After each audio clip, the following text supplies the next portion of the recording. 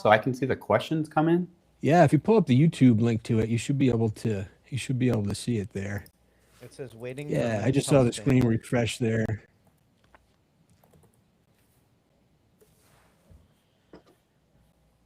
Oh, here we go. All right, there we are. Let me mute my. I was about to say I paused the live, so it's not a inception, but now I can see, I guess, the chat box. I'm gonna type a question. Yeah, type it in there and see. Or if we have someone else out there watching, tap something in the box for us and let's see what's going on there. I think there's a little bit of a lag from what we're seeing on Riverside versus what everyone else is going to see on YouTube. We'll see what we get. See how it goes. Is Matt coming? Well, anyway, I will be joining a little late. Sorry, I'm late to the party here. Yeah, Matt said he's coming a little bit late there. You sound a little quiet to me there, Josh. I don't know. Is it my mic's quiet or? Yeah. Is it better now or no? It's still a little bit faint. How does it sound to you, Mason? Yeah, that's what I thought earlier. You're just far from it, but it is quiet.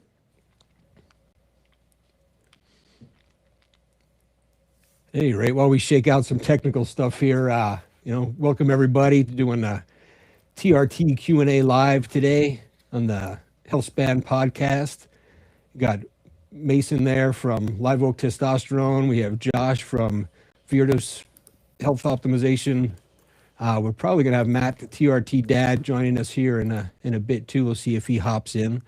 But anyone who has any questions, if you want to pop them in the chat box there. I think that's how all this works. We should have hired my nephew to come in and help us make sure we had the technology right.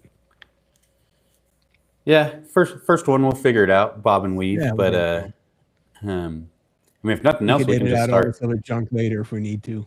Yeah, we can just start chatting about random topics. I mean, it does say 7 is watching. Yep. We're 3 of those probably. Yeah. Yeah, I'm watching myself on my screen over here. Yeah, it could be. Right? 3 of us, and then it could be my dad and one of his friends or something too, right? That's so I did have a couple of some people did send me some questions and said they couldn't make the thing, but if we had time to answer some questions, so looks like we probably have some time. So I had one, one question here. I had a guy send me a message.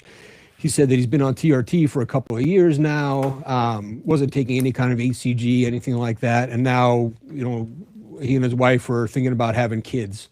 And, they're thinking, sometime in the next 3 to 6 months, they want to start trying. And he wants to know when, timing wise, when should he start taking HCG or what should he do? Does he start right away? Does he wait? Is there a time period where you should say, hey, 3 months before you think you're ready? Is there a way to time it? Best time it, I guess, was his thing. He doesn't want to miss the sweet spot. What do you guys think about that? Ironically, that was what we did our podcast on last night. Really? Okay. All right. So skip that question. We'll link below to the podcast. All right. Sweet. It'll come out tomorrow. Man, you're hitting 3 podcasts this week, Josh. I know. I'm a busy guy, so That's pretty good. I'm keeping it down this week. But no, we did talk about that. But for the sake of doing this live, there's no reason why I can't talk about it here. I tell people to allow me 3 months ahead of time.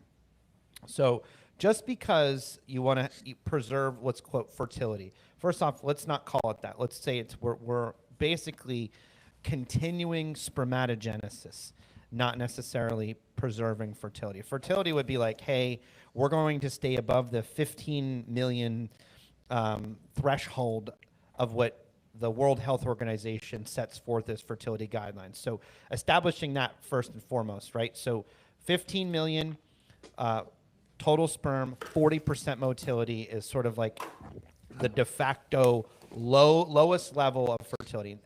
We can even take lower motility up to 30%. But ultimately, those are going to be those guidelines. When you put somebody on HCG, the goal might not be, hey, we're going to stay above that threshold, but the goal will also to be, hey, we're also not going to go to full suppression either, and sort of keep the tap on. And so there's different dosing strategies for HCG on basically like keeping a slow drip, or you could have it where you're actually potentially actively providing full benefit. I just had, as we asked this question, a guy come back with his semen analysis today who is on HCG. We are doing it for fertility purposes, so we're trying to be above that threshold. And I think he came back at 36 million with 30% motility. So he's good, right? So that's my answer to that question. Nice. All right. How long would you try HCG for before needing to up the ante and add something else? If they've never been on it, I tell guys to give me 3 months. So in this case, it's going to take 3 months before we hit a baseline, and then I say 3 months of trying. So in this case, it would be 6 months before I would potentially add in urofolitropin or something like that. Gotcha. Okay. So yeah, no, I think that's good. I think that's solid advice. I like it. Yeah, and if sometimes I'll just throw in FSH faster because I'd say a lot of times once they decide to have kids, they're all of a sudden impatient about it, right. And so I've brought in FSH a bit sooner if it's in the budget. It can get expensive, and then you can get injection fatigue. I mean, if you're doing testosterone 2 to 3 times a week, HCG I have them doing 3 times a week, FSH is 3 times a week.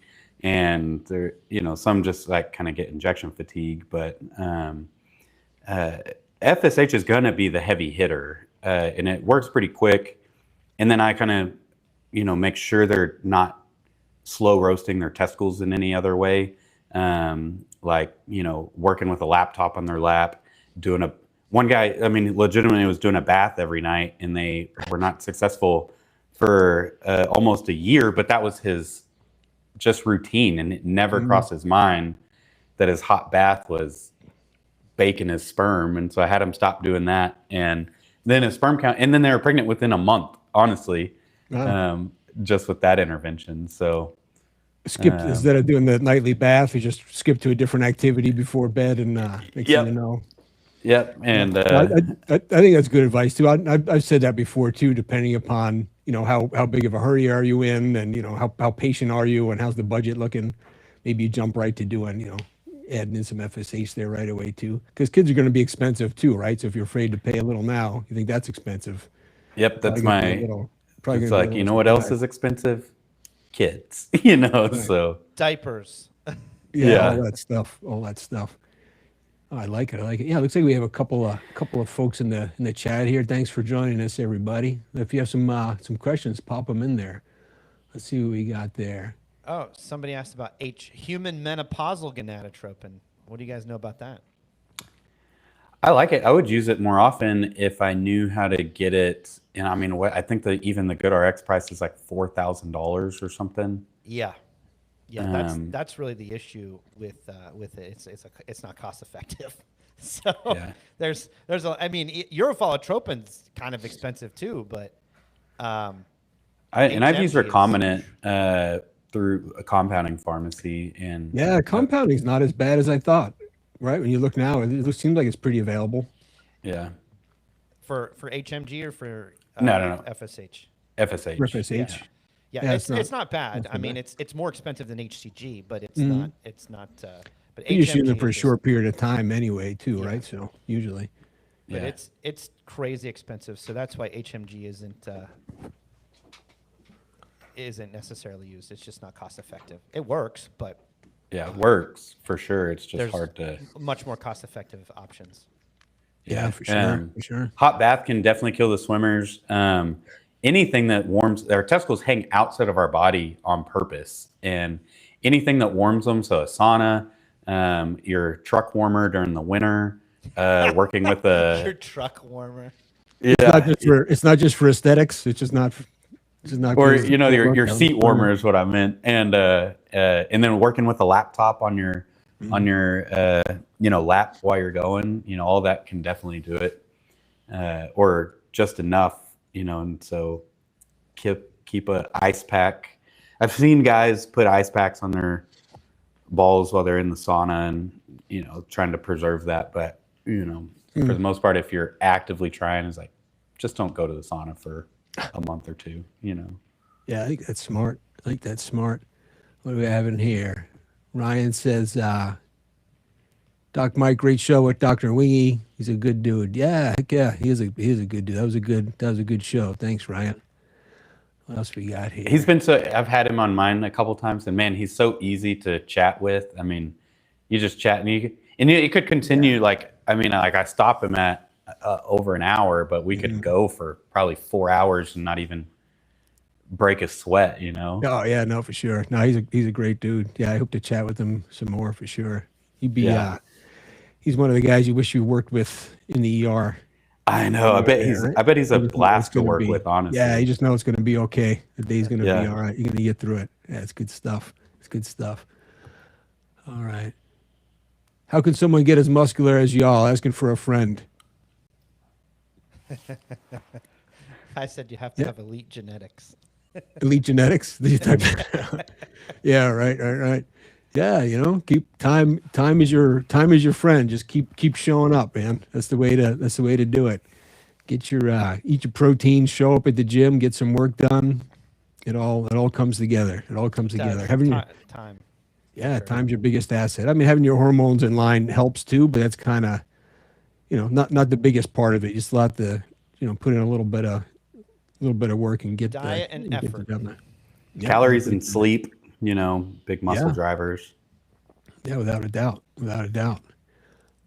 Oh, we'll have to get you a shirt, Adam. I didn't realize we didn't get you one. If you're part of the squad now, we might have just sent one out. So that could be out there. So everybody that signs up gets one, and a carrying case too. Yeah, Mike, you're covering too much arms. You need to be. I need to back up a little bit. Yeah. No, you need to roll up your sleeves. Oh, too many. Yeah. I bought. I was getting a hard time. I bought. I bought some bigger size shirts for these shows. I had some old ones I outgrew, and I was getting a hard time. I think Matt was giving me a hard time for my sleeves. He wanted to know if I had them tailored or something. So, in my this is a little bigger size. What do we have here? I see a question here. Had lab work done recently. T came back at 1223. NP says it's illegal for me to be that high. Maybe for her. Thoughts? My issue has been SHBG and free levels. She said it's illegal, huh? You should that's read my amazing. comment I know. right underneath That's we don't. They're gonna kick in your. So are they gonna arrest you or her or both of you or? Yeah, and that comes down to, you know, it's someone, you know, we're joking and laughing here. I mean, no, you're not going to get arrested for this. You're not going to get arrested. It's it's okay. So you're okay. Just, I can tell you know.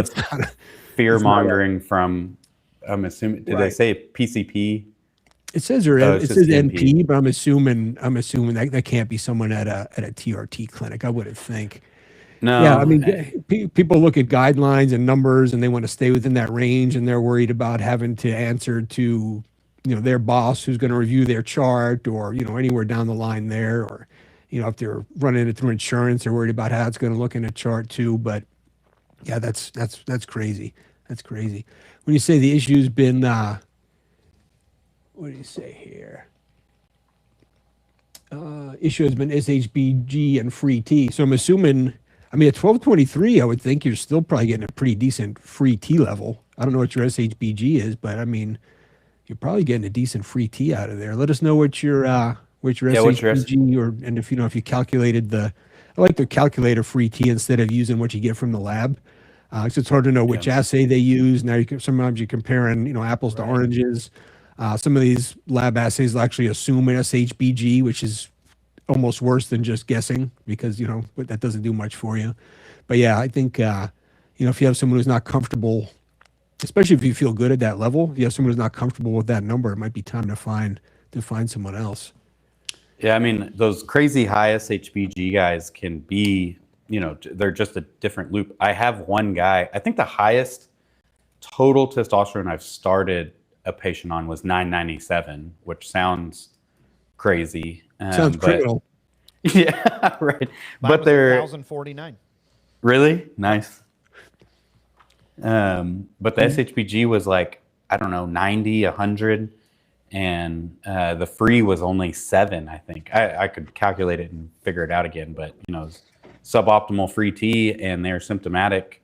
I mean, pan positive on the Adam questionnaire, so I mean, it was an easy start in my eyes, even though it was like your PCP is gonna flip if they know, because it just came from his PCP and it was out of the range on their total testosterone, and it was and I wish I could talk with the PCP, because it was a PCP that whenever I was in urgent care, he was a hall down, and he just knew I did testosterone, so he sent them to me. He's like, go talk with Mason, he'll figure it out, what's best for you. But I bet him coming back and telling like, oh, Mason put me on testosterone, he was probably like, well, we probably need to have a talk then. But the PCP, did you say the PCP sent him to you?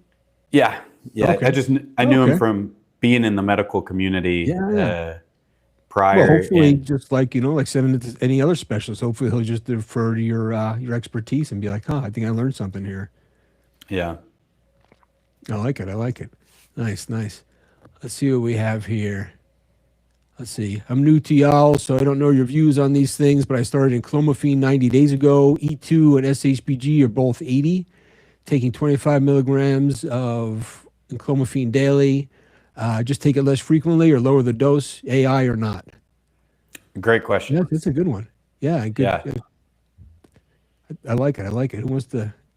I can start. I mean, go for it, man. I would kind of like to know just age and everything, just to see, and then kind of get a feel if I could know why the SHBG is 80, because he's fallen right into that, what we're talking about, the high SHBGs. The Estradiol, I think me, Josh, and Mike are all in the same boat, that we're not going to put much merit into that, so I won't address it tons, and I may let one of them dive into it a little bit more. But I would worry too that your Enclomiphene is just going to raise your SHBG higher. There you go. And if you're not in childbearing time in your life, testosterone's just going to be better. Exogenous testosterone, getting it from the outside, is going to drive down that SHBG, and going to get much better symptom resolution than Enclomiphene would. I use Enclomiphene at times.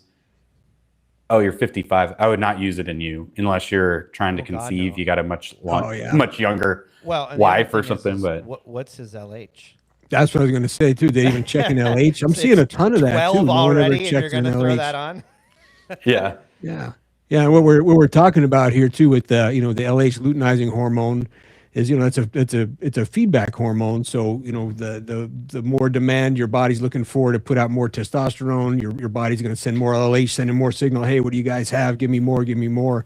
So if you're if you're 55 and you're having some some primary testicular failure, your LH might have already been high. Probably no one checked it. Or if they did, they just ignored it. But if you're already, high, the Enclomiphene is probably not going to do a great job. His FSH levels were 33, but not necessarily LH. But if his FSH is 33, probably correlates a bit. Yeah, but I wonder what. Those are two different guys. Those are two different guys. Okay. But it's interesting to see what's the SHBG before you started, and now it's 80, because that's the problem with Enclomiphene too, right? You drive up the SHBG, so you get this better looking total testosterone on paper, but now your SHBG is higher, so your total T didn't move anything significantly, and they declare it a victory because your total T is higher, but you feel the same. Yeah, LH 12.6. So yelling at the testicles even louder isn't going to do any different. It's primary. Primary hypogonadism isn't going to be affected by a louder signal. The testicles they did their job. They're tired. They don't want to do anymore. And they had a good run. Yeah, it's time to go to testosterone. It's time for the sauce. Yeah. It's just you feel better, even subjectively. Guys on Enclomiphene, I do have good response in some guys at raising even free testosterone, but you will feel better at that same free testosterone with exogenous testosterone than you would at Enclomiphene. Same levels. I mean, and I'll see if y'all have any different, but my kind of thought is if you're blocking estrogen perception in the brain, which is Enclomiphene's kind of doing, then you're missing out on the benefits of the estradiol in the brain. And so that's why I think a lot of guys feel better with the testosterone, because that's not being blocked or manipulated in I'm any not way. convinced that the estradiol receptors aren't blocked completely in all aspects of the body. They only looked at the brain in phase 1 and phase 2 for Enclomiphene, of which I do want to say was never FDA approved. Not that that's a bad thing, but they never pushed it past a phase 3 trial. The FDA actually asked Repros Therapeutics, who was the manufacturer and developer of Enclomiphene, to produce more data, and they could not produce the data. I don't know what they asked them for, but basically it was in clinical trial for over 10 years, and eventually the investors were just like, listen, put up or shut up, and Repros just dropped the whole thing. I don't know why. They could have probably gotten it approved, but they did not provide any data that the FDA asked. Again, I don't know what the data was, but I have a hunch that they probably asked for more receptor-based data, and that wasn't being able to given or given to them. And I suspect it wasn't given to them because they knew. They knew it was not going to be in their favor, so they just held off. My mic is still super low. Let me try a couple things here. I apologize because it's generally not. I don't know why it's so low. I might have to drop and then come back in. Okay. So, Yeah, just see what your source is too, because whenever we did our podcast on Monday, my editor guy today, he texted me and said that he didn't know if your mic was plugged in on Monday. I could hear you fine on Monday, but okay, he said interesting. it was kind of I was low at then. home on my home computer on Monday too. Oh, okay. So I'm on my work computer. So I'm gonna just drop real quick. I'll be right back. Okay. You think he's really coming back? I'll be back. Let me just figure this mic See you out. guys later. So to answer your, the estrogen part of your question there too, estrogen of 80. Yeah, I mean, don't block your estrogen, right? I mean, I don't routinely check estrogen in men. I know Mason doesn't. I know Josh doesn't. It's not something we worry about, especially at TRT doses of replacement. It's just not going to be an issue. If it makes you feel better, I did check mine a couple months ago, just as a point of interest to kind of show people. Mine was 104, right? And I feel fine. I feel the same as I did when my estrogen was 60. I feel the same as I did when I was 80. It's not something you need to do or you should mess with. You're gonna run into way more trouble blocking it. So don't go for that, right? I think the best course of action is probably just go to testosterone, and now you're not going to worry about any of these other things at all. Just get on the real stuff at 55 years old. Yeah, and we can dive further into the estradiol as well. Just that's a whole topic that we've discussed several times on just that. It's an intracrine process, meaning that the conversion happens in the tissue, and really the estradiol level is somewhat of the spillover that's somewhat of an inactive metabolite. So it's just not really worth checking to know what's happening in your tissues, and it doesn't correlate with symptoms a lot of times, and then only adds another variable to guys thinking that their negative symptoms are attributed to this estrogen level because it flagged red out of range. And same with providers. I mean, they'll say, it's a scapegoat for any abnormal symptom that you can pinpoint something to. It's like, oh, it's your estrogen causing that. Let's start you on this. And then even psychologically, it's like you're taking a pill to lower, so you guys feel better. And sometimes the guys do feel better on the aromatase inhibitor at first, but that's not conducive to long-term health. Blocking it is going to worsen lipid profile, bone mineral density, can cause erectile difficulties, and so. Right. Hey, different face. What's up? What's going on? What's happening, man? All right, we got Matt, the TRT dad, with us here. Thanks for hopping on, Matt. Good to see you, man. Gosh, man. Josh had to step away for a moment. He's coming back. He's having some technical difficulties. Oh, okay. He said he's coming back. We'll see. All right. We'll see what happens. That's all right. So Yeah, what did I miss? I didn't miss the one thing I was looking for was like how amazing Enclomiphene is. Did I miss that part?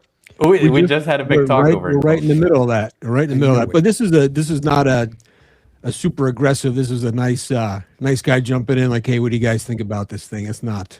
Oh. Doesn't seem like a diehard, ultra religious Enclomiphene fanatic type. So Not we got yet. we got a good crew with us here today. Okay. Give it some time. Yeah. Hopefully someone will show up and tell them how great it is and try to convince them to stay on it. That's exactly it. I think we maybe talked them into switching over to some testosterone. We'll see. Yep. We'll see what we get there. That always works good.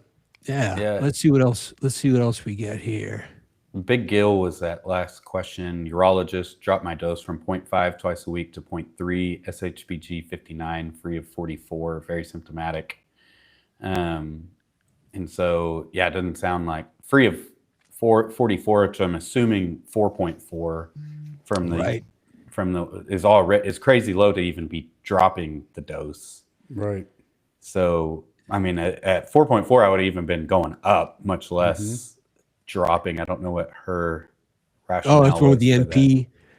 Yeah, the NP. That was a good one, Matt. You missed it. The NP got upset and saw a total testosterone number over 1,200 and told the guy it's illegal for it to be that high. Yeah. So I don't know if they have a special team that's going to come kicking his door. Yeah, they do. They do have an elite group Nice. that'll come get you. Oh, there's Josh. Gang's all here. All Is right. it Oh, there you better? go. Is it actually okay now?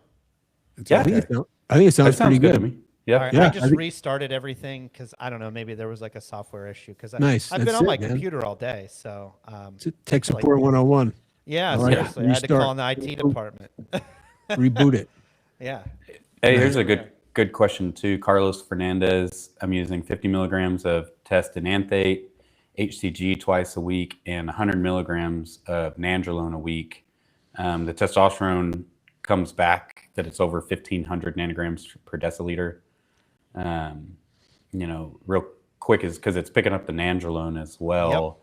Do y'all ever do the mass spec LCMS test? I mean, you could do that and it somewhat separates it, right? But Yeah, I have before. I mean, it's just it takes longer to come back. It costs a little more money. I don't usually see a lot of great reasons to do it, but Same. I have done it before. Usually, it's someone else brings me the lab.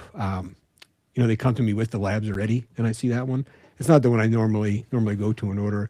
I know it's like they say, hey, it's the gold standard, but the difference I see, I don't see a big difference comparing. I've sent labs myself and tested them both, multiple ones at the same time, and they're all close enough for me. So I don't usually do it. But in a case like that, I mean, that would sort it out. That would sort it out and see. But 50 milligrams of testosterone enanthate and 100 of Nandrolone. I wonder how you feel on that too. That's kind of like a flip flop on the. Yeah. I mean, it's a whole different issue of how much Nandrolone should be taken anyway and how long term you want to do that. Different story. But normally you'd see maybe you flip that and you're doing 2-to-1 testosterone and 2-to-1 to keep everything working how you want to, like sexual Get that- function and just just well being in general, feeling good, but.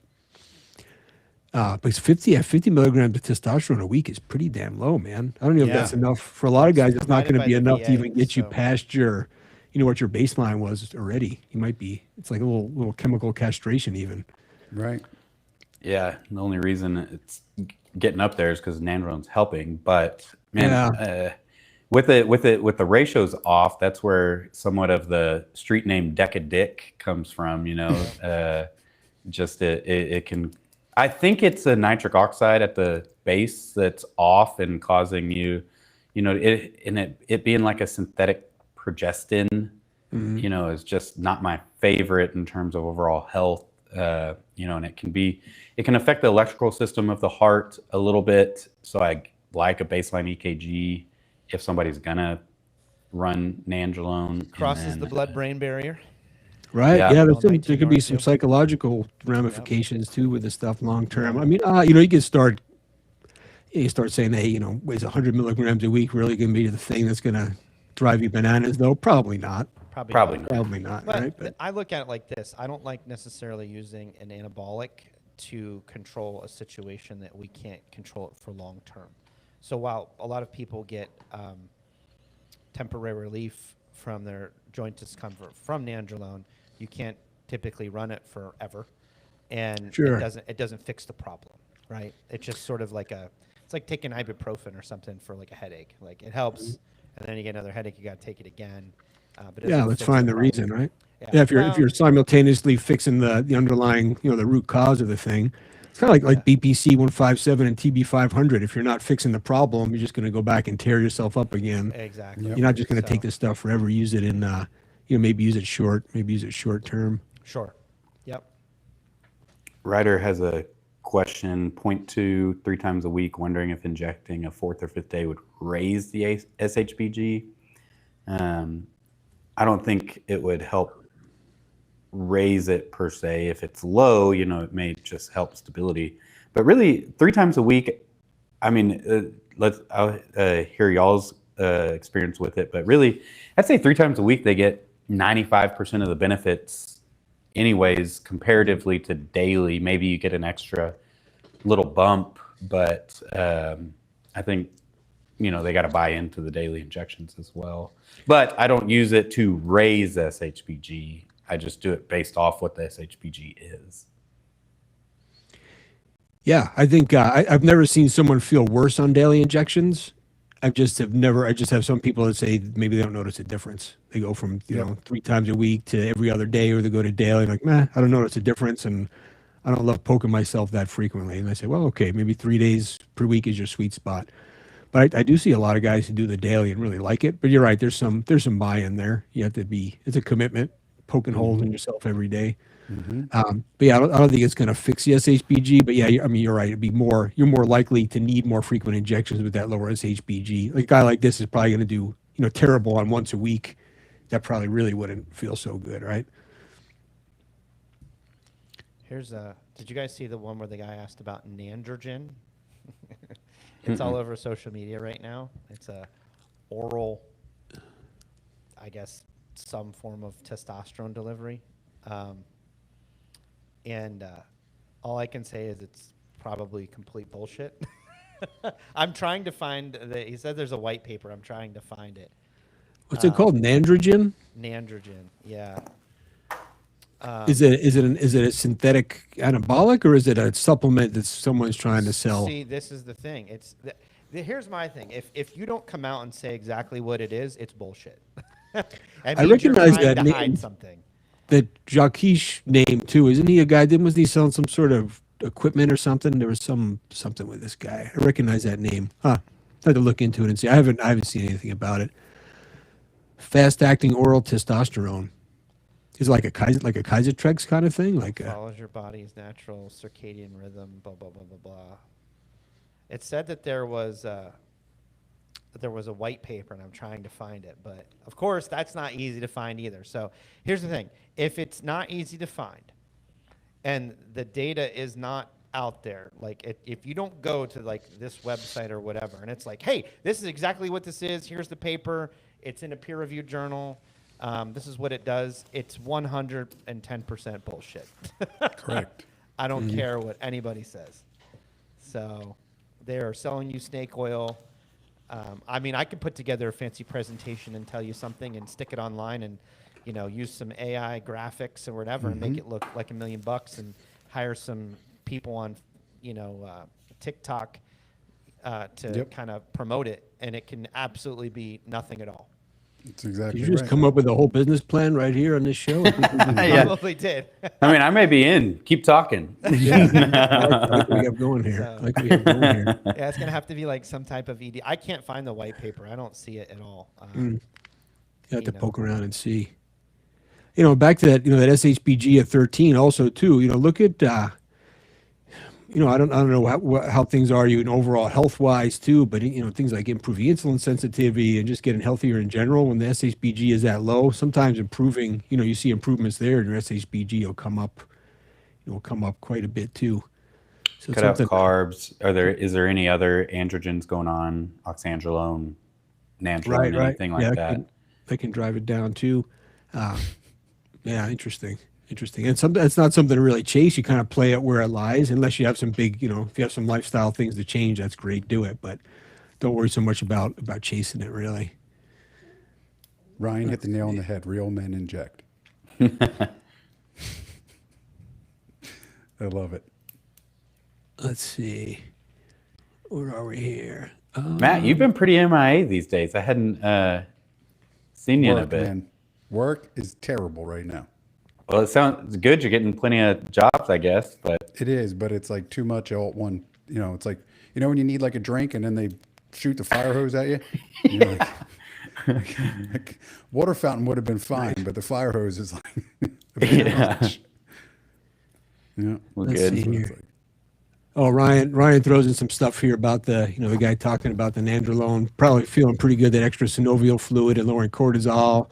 And he was also taking HCG, that guy, taking that low, 50 milligrams of test a week. So yeah, it could be that ECG was kind of patching things a bit there. But then again, you get into this whole polypharmacy thing where you could probably be just, maybe you could just achieve the same goal with a solid, solid dose of testosterone. And then maybe a whiff of Nandrolone if you really need it. Oh, I asked ChatGPT what this Neandrogen is, and it basically combed their website and said that it doesn't have the, it says it's not clearly disclosed on the product page.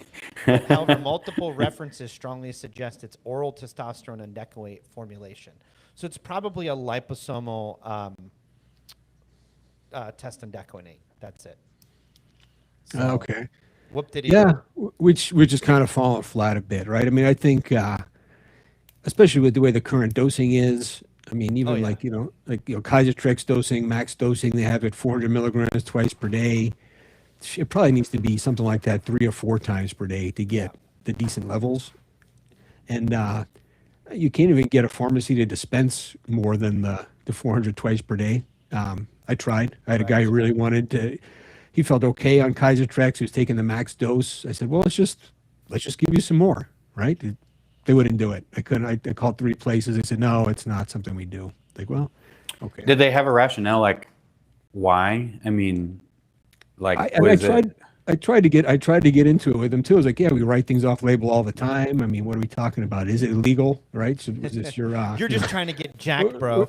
Yeah. Right. Yeah. All this kinds of tricks. They didn't really give me a great reason. They just said until they have more, they started, a little bit about safety data, this and that, and it was like, oh, okay.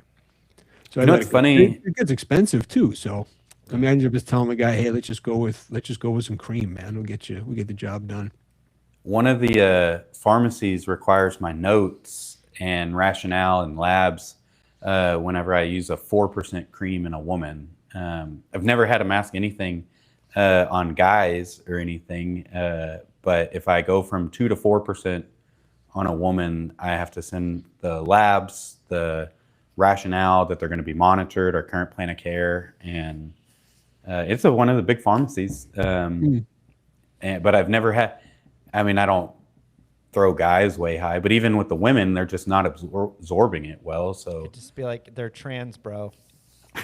yeah, if they're trans, they'd have no problem at all. Right. Oh, we need to end this 10%. conversation right away. I don't want to get in. I don't want to be involved in that. Yeah. Let's see. Oh, Ryan is saying that. Yeah, I wouldn't worry about it. Liposomal pump. It's not even an oral pill. Liposomal pump. Doesn't sound like anything great there. All right, what else do we have here?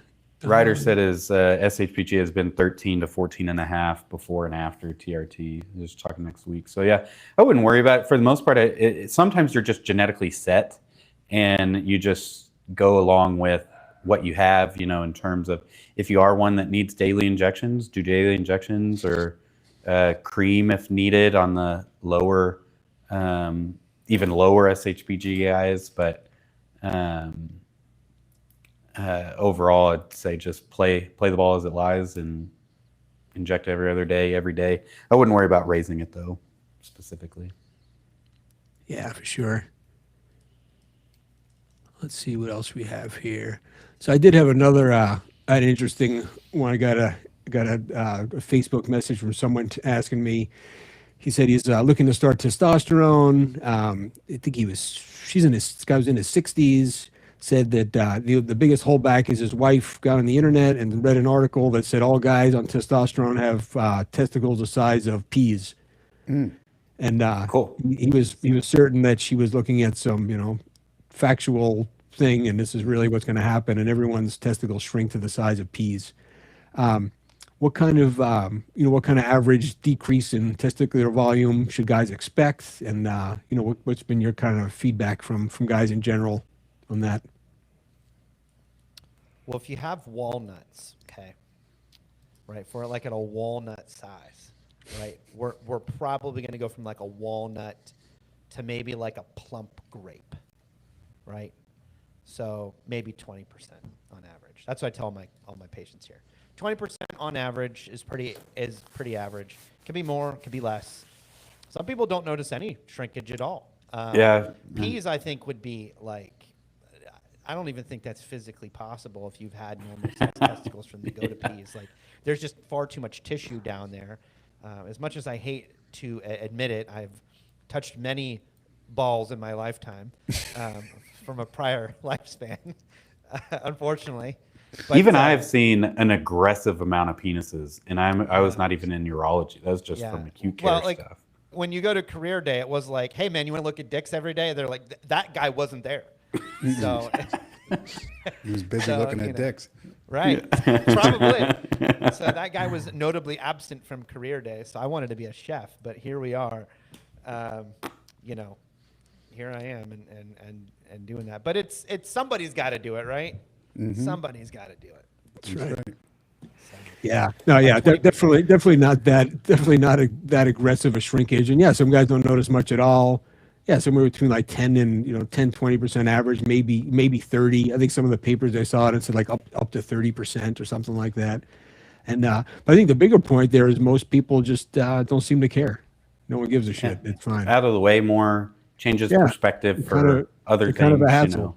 Yeah, just see if you can congenitally get a hydrocele, and then you won't care because your testicle will be like the size of a softball. Mm-hmm. Yeah. So then you're like, I got the biggest nuts in the world. Mm-hmm. There you go. Go out and see how you can give yourself a hydrocele. Mm-hmm. See if you find that on TikTok. Yeah. It's probably out there. I'm sure. Yeah, so I had another one here. Someone was asking about DHEA and Pregnenolone. Do you recommend replacing it in everyone? Should everyone be looking at this? Should I be worried about backfilling the pathways and all this stuff? I thought that was an interesting one. I don't hear about it as much as I used to. I know that was kind of a big thing a while back. What do you do? I only treat it if I'm trying to correct some sort of symptoms or problems. Otherwise, I just don't even worry about it. I don't even check it. Same. And especially with Pregnenolone, you're trying to get a good lab value on it. We're trying to treat to get an optimal level there. You're probably going to end up just hammering someone with way too much medication. They're going to feel awful. It's not a good thing to chase. But yeah, I definitely don't recommend just throwing it in there kind of nilly-willy. You don't know what direction those hormones are going to go. You end up with some bad effects. Some guys end up too much DHEA. They get an acne and feeling terrible, or Pregnenolone even more so. They can end up feeling kind of bad. But some guys it works great. But yeah, it really depends upon the patient, but not for everyone.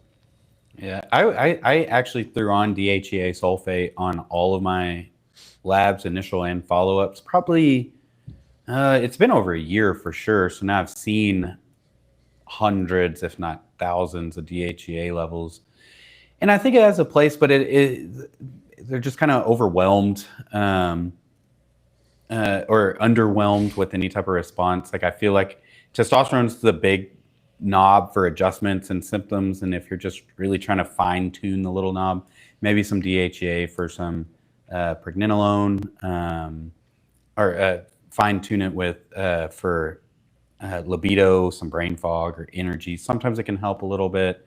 I do like Pregnenolone for guys struggling with sleep that can't do their nervous system, and so like firemen, military, police, PTSD. Pregnenolone may help a lot because it can turn into the metabolite allopregnenolone, which is calming, increases GABA, and so it just kind of helps with mood later. But I don't use it tons, and I'm pretty conservative in the dosing. Like 10 milligrams of micronized Pregnenolone is what I start with, and they can go up, but really to assess tolerance and everything. But that's kind of how I use them. And I kind of just let them play around with it based off symptoms. Like if they're still struggling and they have a DHEA sulfate level of like, 100 or less, and I'll just say, try it, see how you do with it. If you notice a big difference, good, we'll keep it on. If you don't, it's easy to take off kind of thing. Pregnenolone, I don't have a good way of checking labs with it that's cost effective or that I even really trust that I'm getting good levels with it. Yeah. Speaking of brain fog, did I say Pregnenolone or Pregnenolone? I worked an urgent care shift yesterday. I was given some injections for some asthmatic patients. But at any rate, I hope I didn't have that wrong. You had some knew what you C's in meant. there. Oh man, just kind of slurring my words. Yeah. With the, DHEA, it's interesting. Yeah, some guys feel great. They get a burst of energy from it. Like, this is fantastic. And then some people are like, I don't know what I'm doing here, regardless of the level. So it's an interesting one. Yeah, without a doubt. What do we have here? Oh, is that? Yeah, is that Evan in there? Came for the TRT dad, stay for the HCG uncles. I like it. HCG uncles, I like it. Yeah. I like it. I'll take it. Let's see. Ryan says, you guys fans of ARBs or ACE inhibitors? ARBs for sure. My first line. I just prescribed Sure. telmisartan today.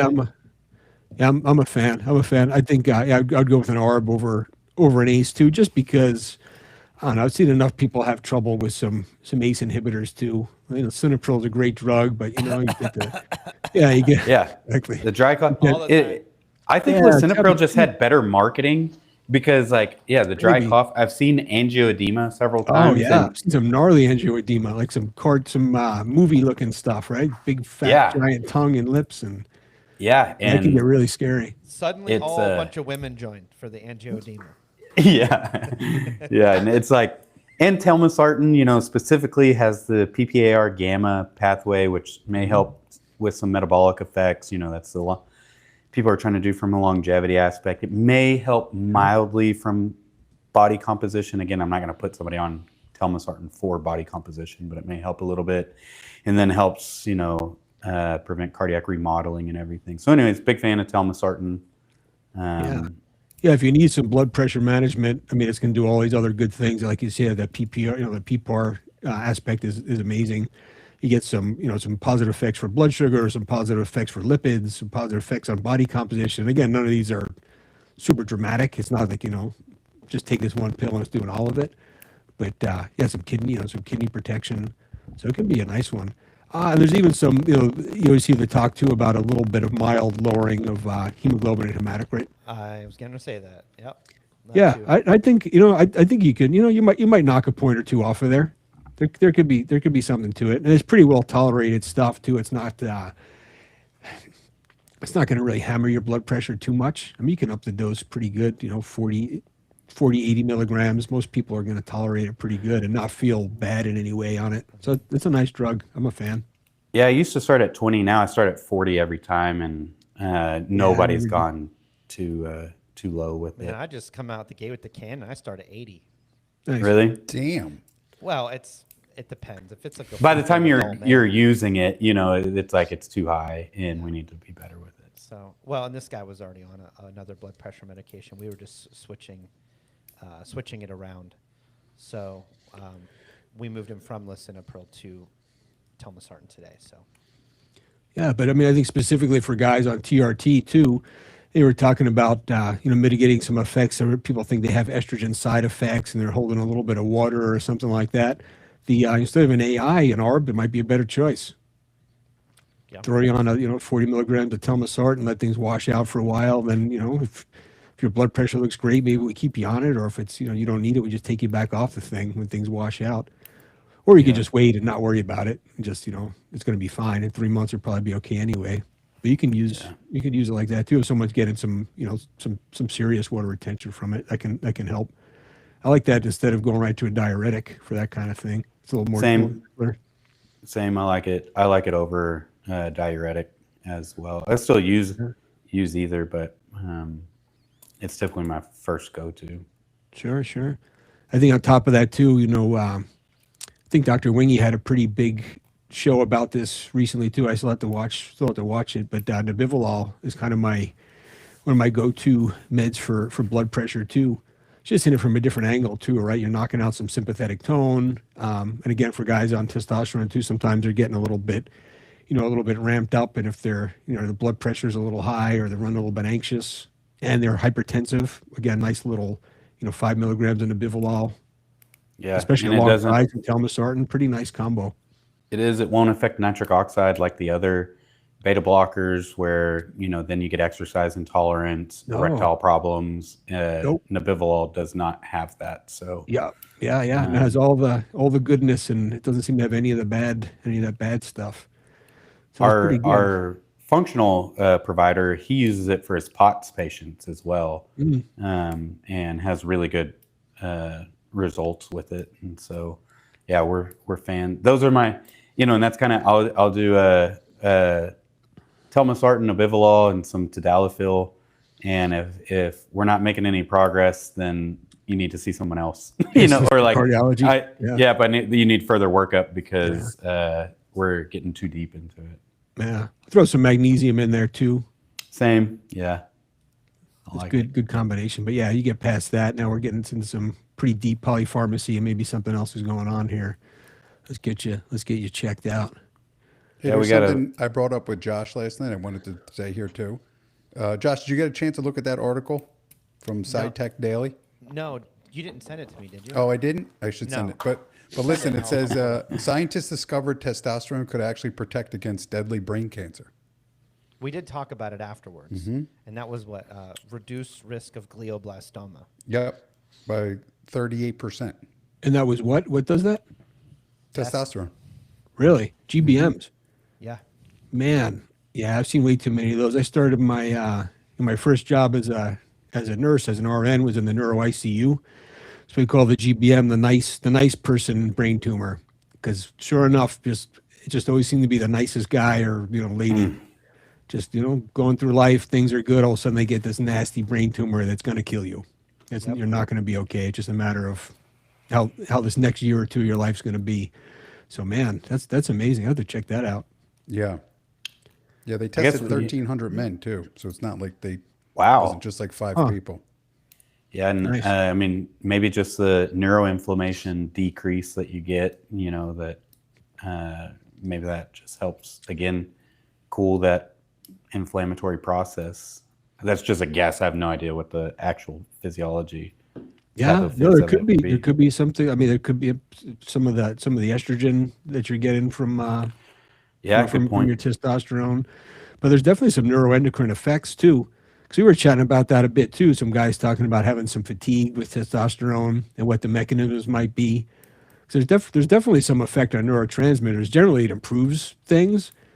Like GABA, serotonin, all these different neurotransmitters. But I wonder what the mechanism they're thinking with that GBM. I have to check that out. That's pretty cool. I definitely don't want one of those. No way. One of the questions, K4 PWI, first testosterone level is 215. Next one, 273. Should I look into testosterone? Energy is low, same as libido. I got it.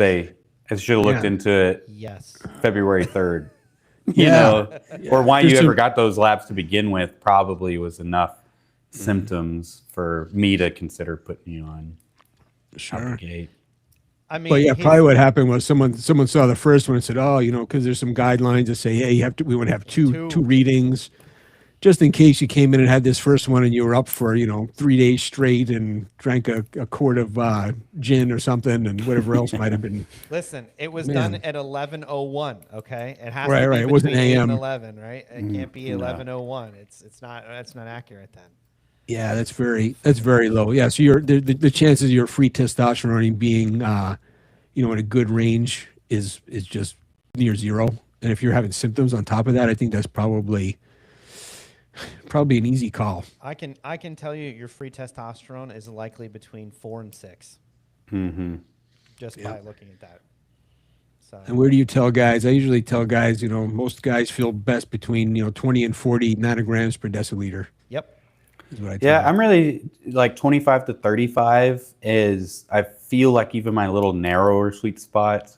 20 to 40 is all great, but I just feel like once you're getting 35, 40, then that's when I'm somewhat either like putting them on blood pressure meds or, you know, like getting a little bit more side effects, acne, that kind of stuff. So I've even kind of narrowed it recently to about 25 to 35 is really my sweet spot for most guys. Again, that's symptoms, and that's not going to be my end all say all. But I'd say the majority of my guys kind of fall in around 25 to 35 free testosterone. And I would agree with you too. That's where they end up landing. Because the other thing I usually tag under that too, more isn't better. Yeah. You might think it's going to be until you try to live with it, and now you're, you know, maybe you don't feel so great. You're feeling anxious. You're not sleeping well. This isn't where you want to be. Yeah, you're hypertensive. But also with that too, it seems like guys who are, you know, more efficient machines in general, they're sleeping well. They're not drinking alcohol. They're, you know, they're not carrying a lot of body fat. They're hitting in the gym. They're carrying a good amount of muscle mass.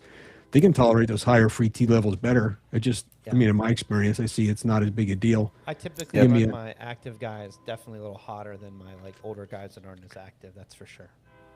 Yeah. And the active guys, just symptoms, labs all correlate better. You know, like if they got a little bit of cardio, their hematocrit's not going to be 58, you know, and their blood pressure is going to be lower. So they can just physiologically handle a better testosterone level.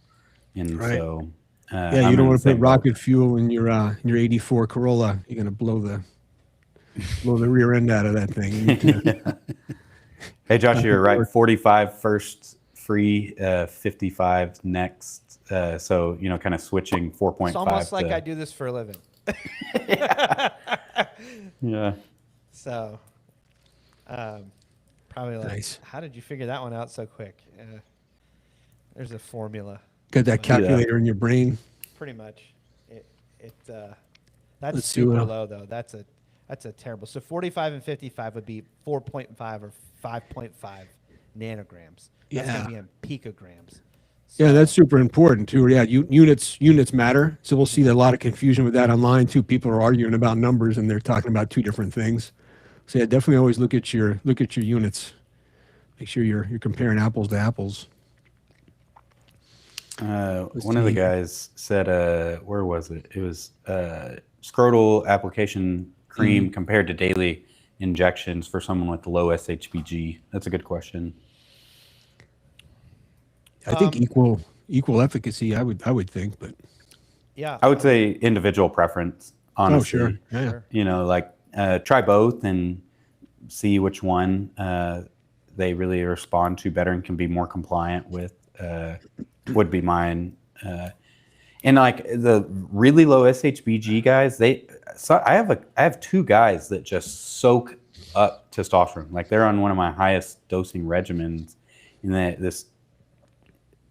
was one of my youngest guys I've ever started. So I'm gonna say kid, but he was mid-20s. Just was low, and his SHBG is like, I don't think I've ever seen it above 8.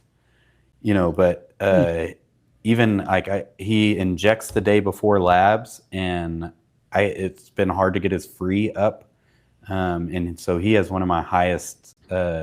He's on 3 times a week, every other day injections, and one of my highest doses for that, and it's still hard to get him to a free of 25 to 30. He just burns through it so fast. It's a pretty low SHBG. No other health problems, not diabetic or anything. Nothing metabolic. I'm not real sure entirely. He had some psych meds growing up, and so I don't know if that did anything. And he was off of them by the time I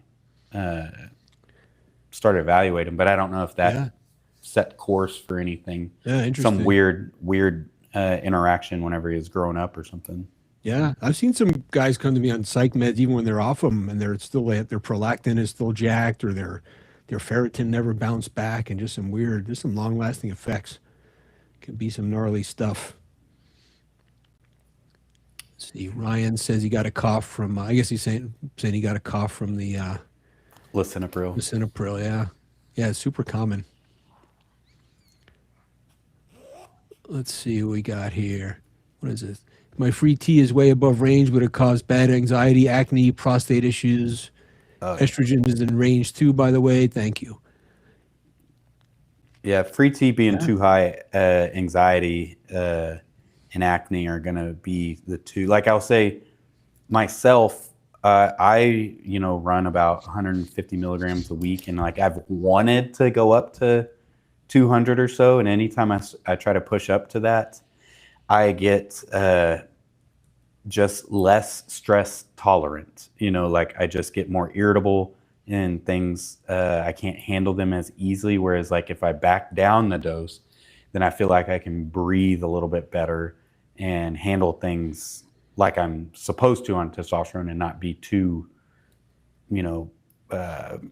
abrupt with it. And so that that's kind of how I do it. And one of the other questions is how do you find their optimal zones? And I kind of do that same with guys too. Like once we are going and they're in for several months, I kind of let them play around with their dose a bit, like, hey, go down, increase frequency, see if that helps, go up, try and find your sweet spot. I'm okay with you, kind of playing around within reason, and see if we can find a spot that is your best spot where you feel the best.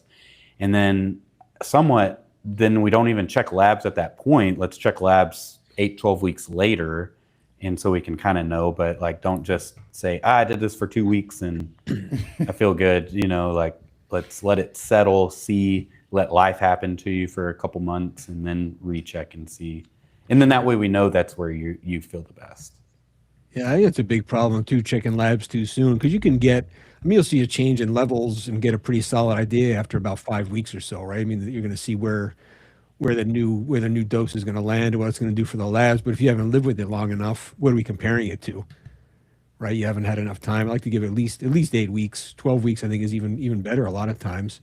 So you have to be a little patient with it and see.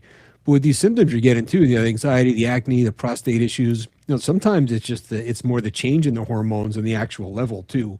So sometimes some of that stuff will shake out, right? A couple of months, a lot of guys will start to get a couple of months, their acne isn't great, and then things settle out.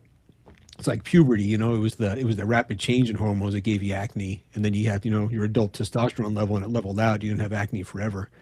So sometimes that stuff will go away, but definitely some guys, they just run and if they run too high, it's just too hot for them. They need to back it down, and that's fine. Everyone's different. You would be shocked at the amount of guys that change every 2 weeks. Oh yeah, I mean, shocked. Yeah, I just don't feel like, what is your protocol? It's like, well, I started at 150, and then 2 weeks later I went up to 180, and then 2 weeks later I went up to 200. I'm like, wait, what? like 2 weeks? He's like, yeah, well, I didn't feel anything. I'm like, yeah, well, it was only 2 weeks. He's like, yeah, and then I went back down. I'm like, holy Christ, dude. Like, you got to let it play out a little bit. Right. 5 half-lives rule, okay? 5 half-lives on, 5 half-lives off. Test sip, 7-ish day half-life, 5 weeks. Okay, 5 weeks to assess change, 5 weeks on, 5 weeks off, minimum. But I like to say 5 weeks on, but then another 5 weeks living there. Yeah. So I think that's 10 fair. weeks, 10 weeks total. That's what I do my first follow-up at. That's exactly why I do that, right? 5 weeks on, 5 weeks there, first follow-up. I don't get into optimization in terms of hormones until you've been on testosterone for at least 6 months.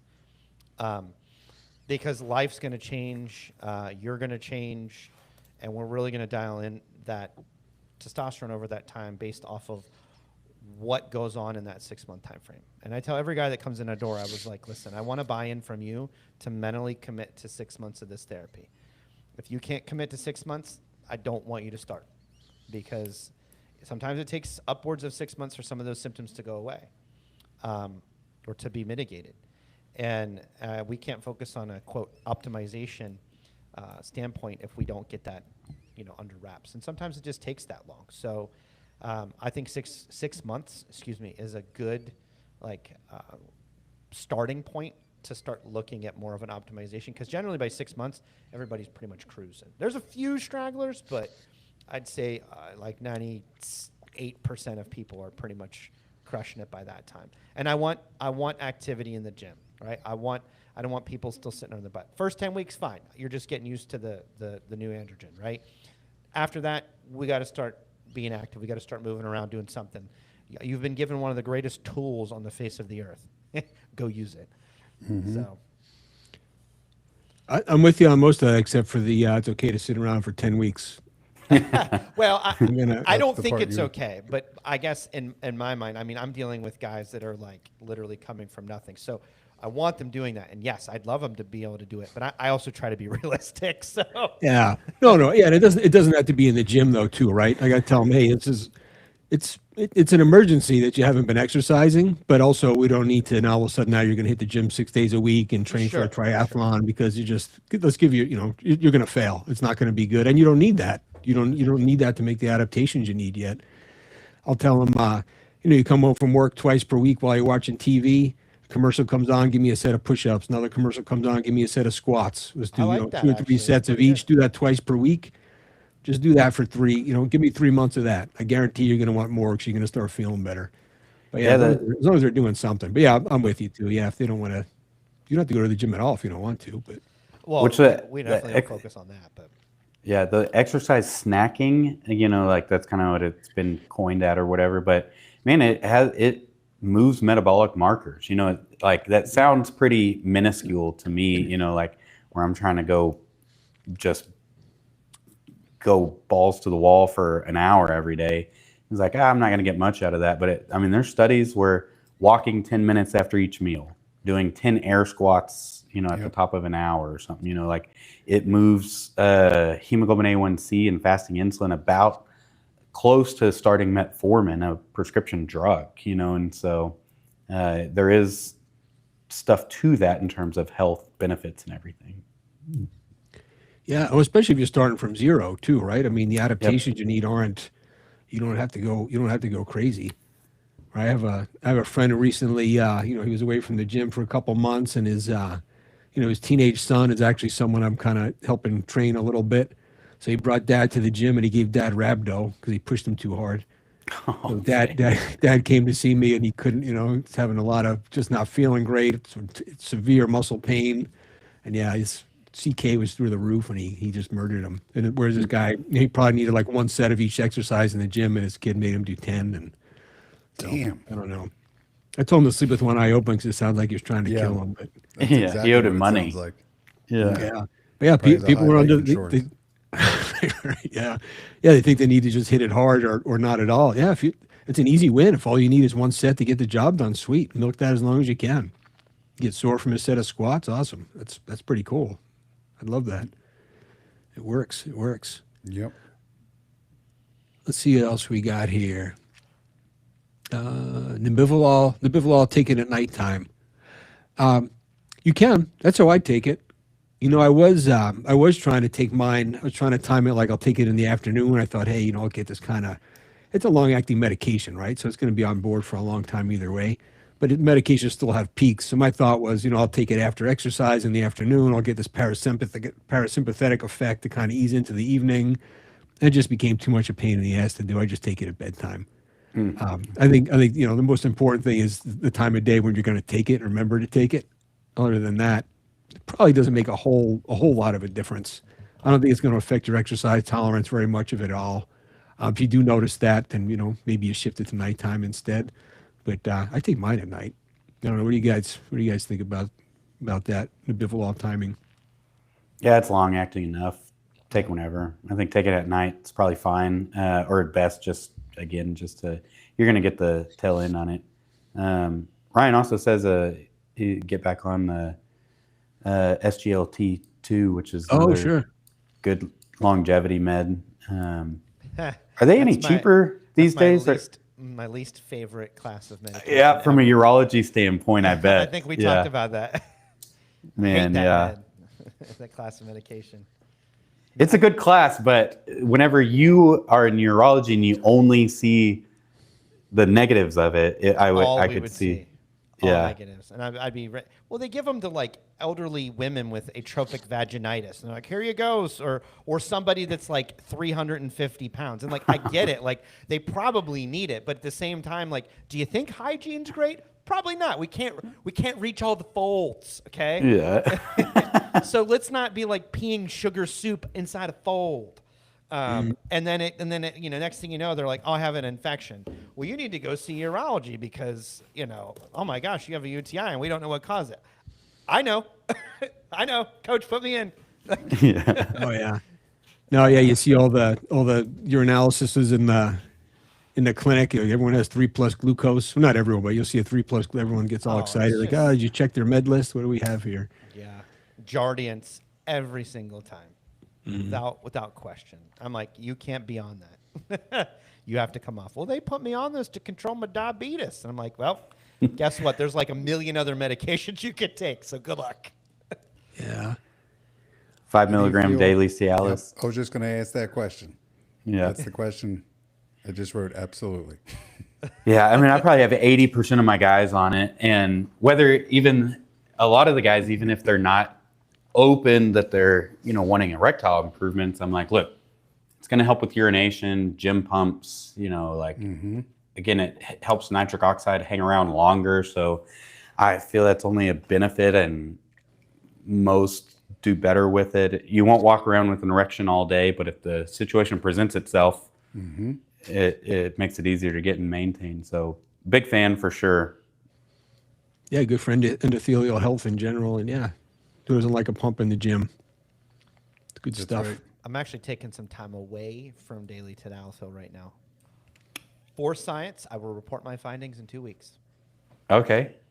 Okay, not going to spill the beans yet, but testing something out. Okay. I'm intrigued. Yep. Yeah, I'm wondering. Yeah, I'm curious to hear too if it involves the use of your smart. The penis watch. Yeah. What are we calling it? The dick bit or the The dick bit. That's Dick bit. or Yeah, something? I like it. dick bit. So I don't have I don't have it with me. I'm not at home. So the Wang watch is at home, unfortunately. Wang watch. Yeah, that's right. Perfect. Yeah, I don't know what kind of warning we had to mark on YouTube if you would have had it with you. So that's good. I'm glad. He whipped it out during our podcast on Monday. Good, yeah. Oh well. Here it is. The watch or Yeah. Yeah, I just wanted to say whipped it out. I just was wanted- like, whoop, I am. Here it is. yeah, it shit, just I missed that one. yeah, a sizing. It's How to size technically a it. one size fits all. Yeah. Or one size fits most, right? Yeah, but I'm not sure about buying the used one that you got. Yeah. Good deal. Well, I'm in a not going to sell box. the used one.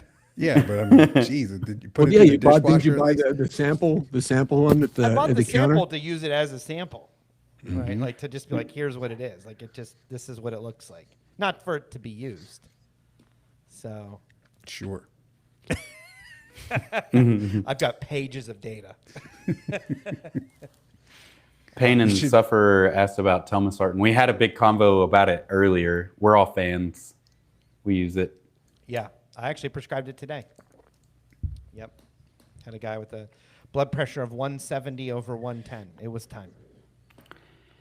I was pretty hesitant to even want to address blood pressure and lipids whenever I first started. Like I was just trying to refer them out. But two things kind of changed me. One, every time I told them to go find, or follow up with their PCP, it was taking them months, and it made Oh, me yeah. uncomfortable for them. Right. And then two, I'm like, man, I want all the guys to be as healthy and improve their longevity as much as possible. Keeping their blood pressure low is an easy, low-hanging fruit metric and I like telmisartan. I think we talked about as additional benefits on top of blood pressure lowering, which is a good benefit. And it's safe, it's well tolerated. And so I was like, you know what? It's easy. I'll just call it in and at least get something going. And so then it kind of turned into like, oh, hey, if I get a sleep study, then sometimes I can take them off their blood pressure meds. They're not suffocating a third of their life now. Now they're not having to feel like they have to go donate blood. It's like, so now I've just slowly added a little bit more and more and more with the guys that we see until it's like, I still don't claim to be anybody's PCP, but we're much more involved and much thorough and much more accessible for the most part than the majority. Yeah, for sure. Yeah, and that's the separation too. You're not just slinging testosterone. And same for me too, right? I mean, I tell my guys I want to keep you hard to kill. One of the biggest things that's going to kill you is something cardiovascular related, right? I mean, aside from getting hit by a truck or you piss someone off and they stab you, or Those are some of the big ones. The cardiovascular stuff is going to get you, and people just don't address it. They'll go to their PCP even during their 10-minute talk.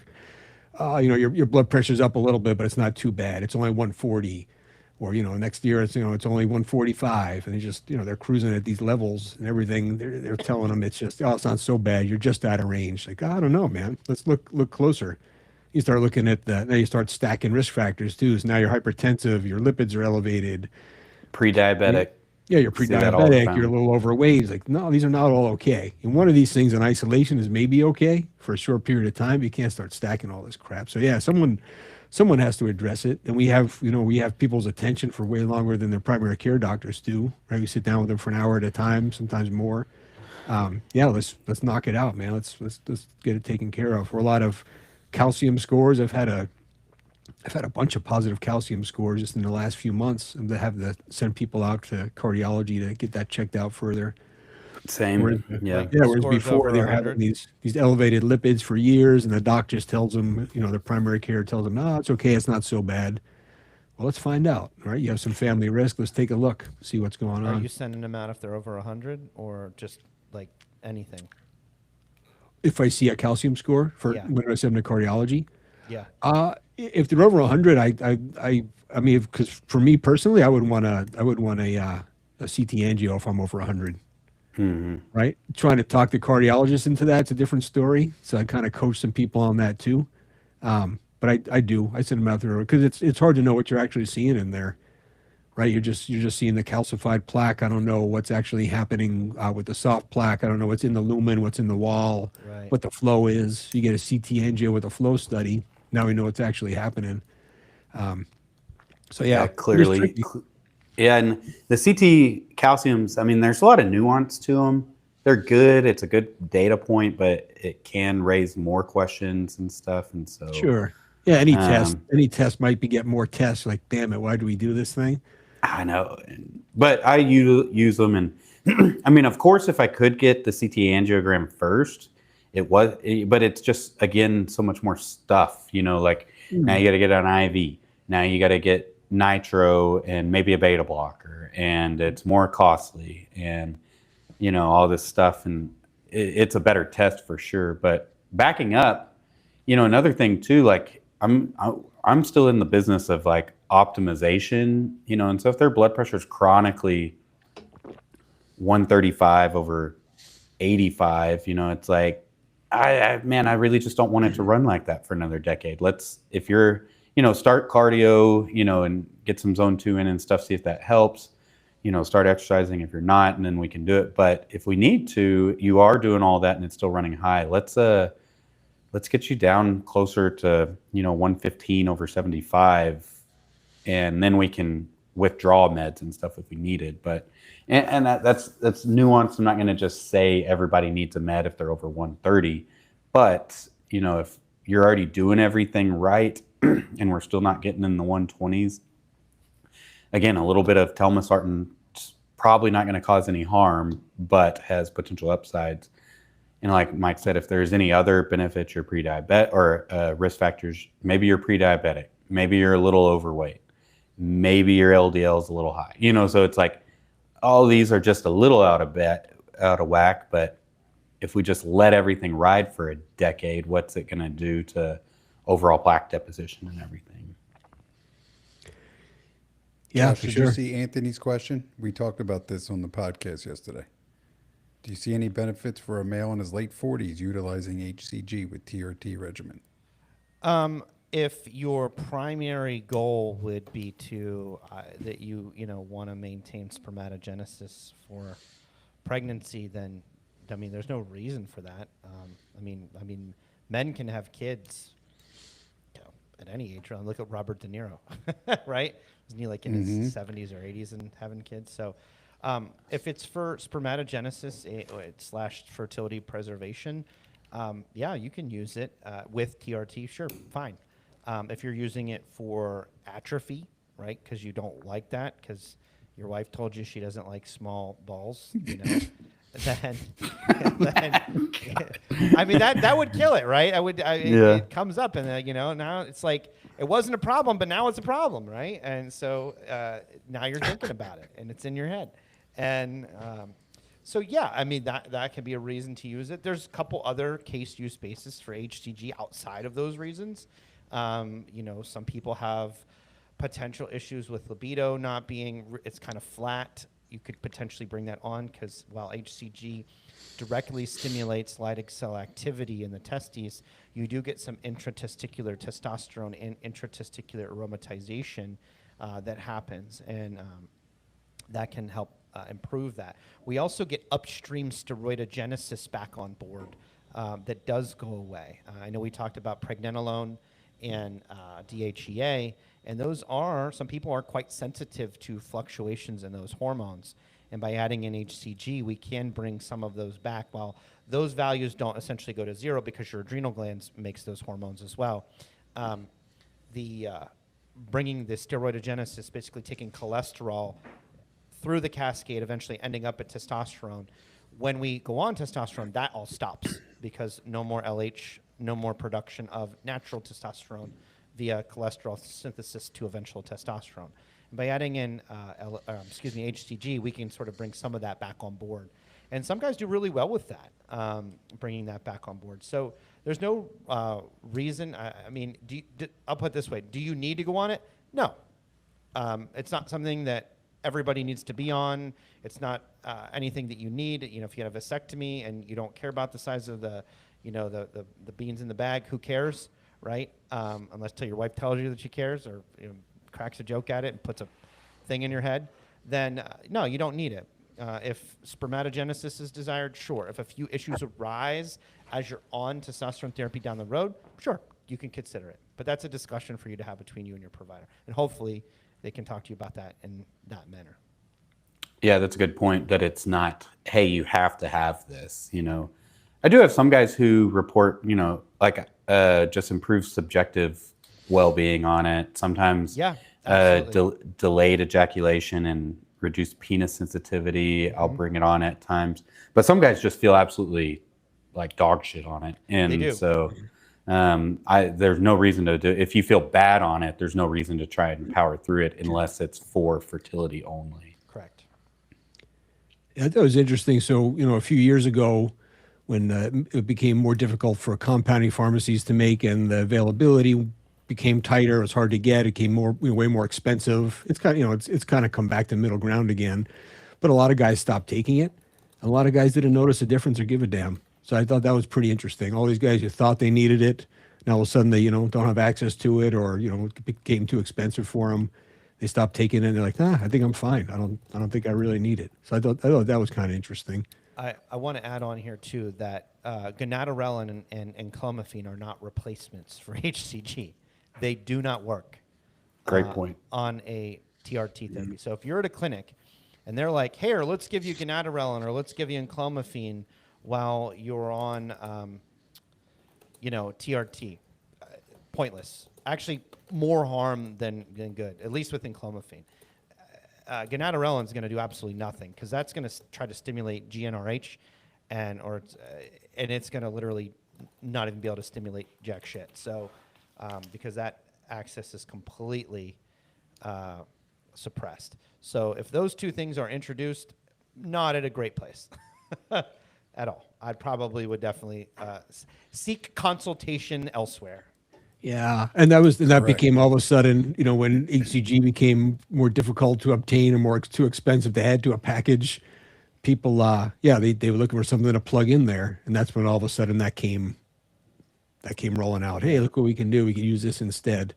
But even the pharmacies have tried to sell gonadorelin to me to use as HCG, and they'll send me the study. They're like, hey, look, it's always the same study that I keep seeing. It's like, hey, this was effective at bringing it back. And it's like, yeah, but I'm not going to have people dose with a pump or 3 times a day. Yeah, right. And Ryan brings up a good point too. I forgot about kisspeptin because that one kind of falls under the radar. Kisspeptin works just like gonadorelin. It works in the kisspeptin receptor to try to stimulate it through that stimulus. It also does not work with the suppressed gonadal axis. So not a thing that you would want to be using. Nor should any of those therapies be used as monotherapy either. So HCG, no monotherapy. You get tachyphylaxis. Those LH receptors on the Leydig cells will eventually desensitize to the HCG at the doses. While it may work at first, eventually it will not work. And then guess what? You're hosed for quite some time. There is no substitution. That's still out there for in the testosterone. universe.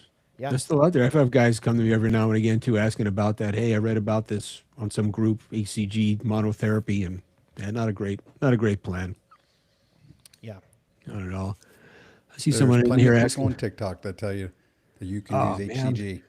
Oh, there's a well-known urologist on TikTok that likes to comment on your posts, Mike. Oh yeah, that's I right. should have invited him. Maybe I'll invite him on for the next one. Yeah. We could all be friends. We'll see. Maybe it's all a shtick. Maybe he doesn't mean any of the things he really says. It could be. Yeah. A rising tide lifts could all be boats. true. We're all in this Yeah. together, you know, but It's all good. we All right. we just have our own views. You know. But. I see one back here. I kind of skipped over, or maybe I just forgot we talked about it here. Tadalafil 5 milligrams daily, and a great add-on for training. Started 3 months ago. Pumps are top tier. Looking into telmisartan next. Anyone have any experience with it? I mean, I think you're not going to get any kind of extra added pump from the telmisartan. I mean, everything that's happening there is really going to be under the hood. I would have just added to add it. I mean, if you're not having blood pressure issues, I mean, maybe as a stretch, like we talked about earlier, some people are using it more like a longevity medication, and you get some good benefits there.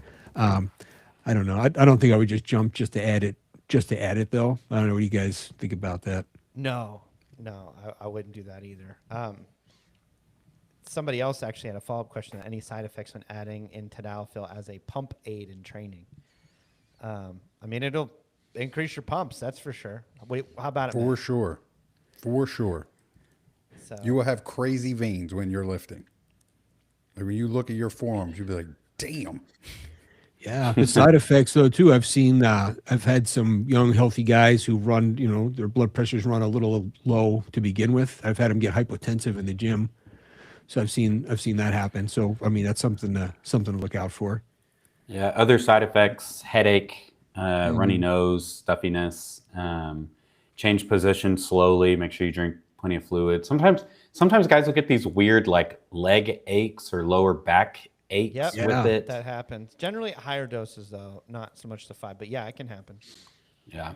Otherwise, it's tolerated pretty well. For the most part, I just say make sure you go in hydrated, get some electrolytes. Yeah, get that salt on board. That'll make you veiny too. Yeah. Absolutely. Yeah, it's a good combination. Some electrolytes. The one just below that, should I lower my dose? 30-year-old male, 25 milligrams test C daily with a 1992 total nanograms per deciliter.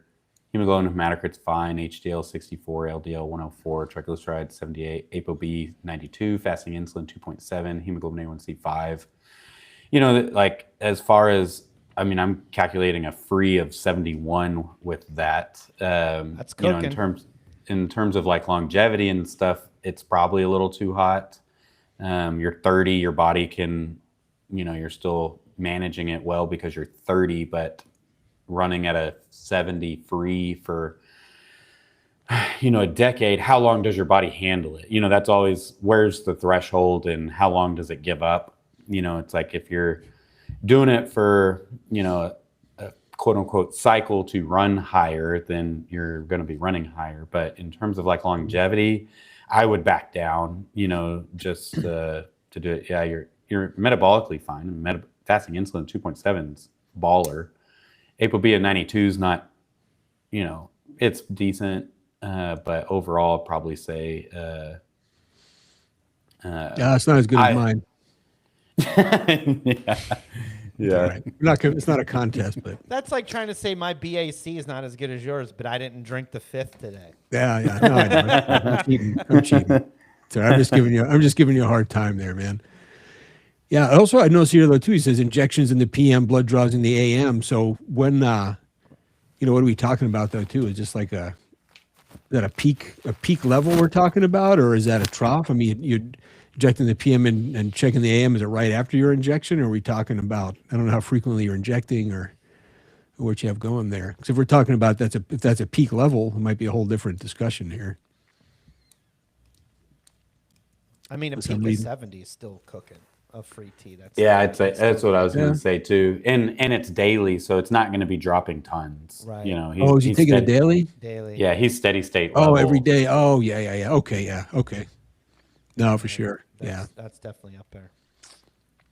yeah, without a doubt. Dr. Wingy's oral estradiol for guys. You know, I think it's super interesting, and you know, I've talked with him. I've discussed it. I've had him on my channel as well, and we've talked about it. And he does it to help with his LP(a) because there's not much else to lower that aside from the PCSK9 inhibitors and oral estradiol. I am pretty impressed. He takes 4 milligrams. That's like Yeah, a that's what he said. Rousier dose. If did y'all take World Link or No, but I know who Neil is. Yeah, Rousier. I think he's on 4. But I was asking Dr. Twyman about it. He's a cardiologist.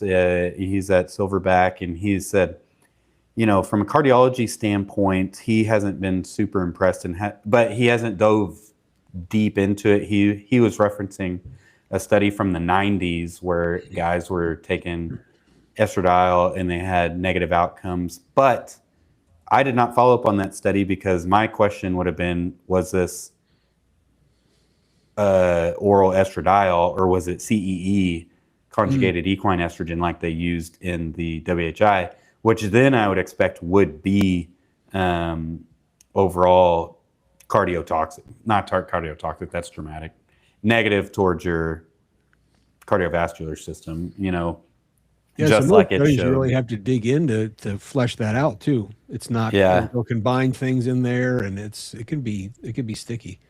Yeah, because I mean, we're just talking about guys, and guys are easy comparatively to women's hormones and the nuances that come in with that. And Josh said 6 months for guys. Like women, we've been prefacing like, hey, give us 6 months to work with you. Really, I should, now that we've been doing it for over almost a couple years now in women, but it's like almost want to change our verbiage to like, hey, give us a year of working with you because there's a lot more moving parts. And yeah. I'll tell you what though too, with my women, when I'm kind of onboarding them, we treat like the first talk is a little bit of an interview. And if I could scare them away, I scare them away.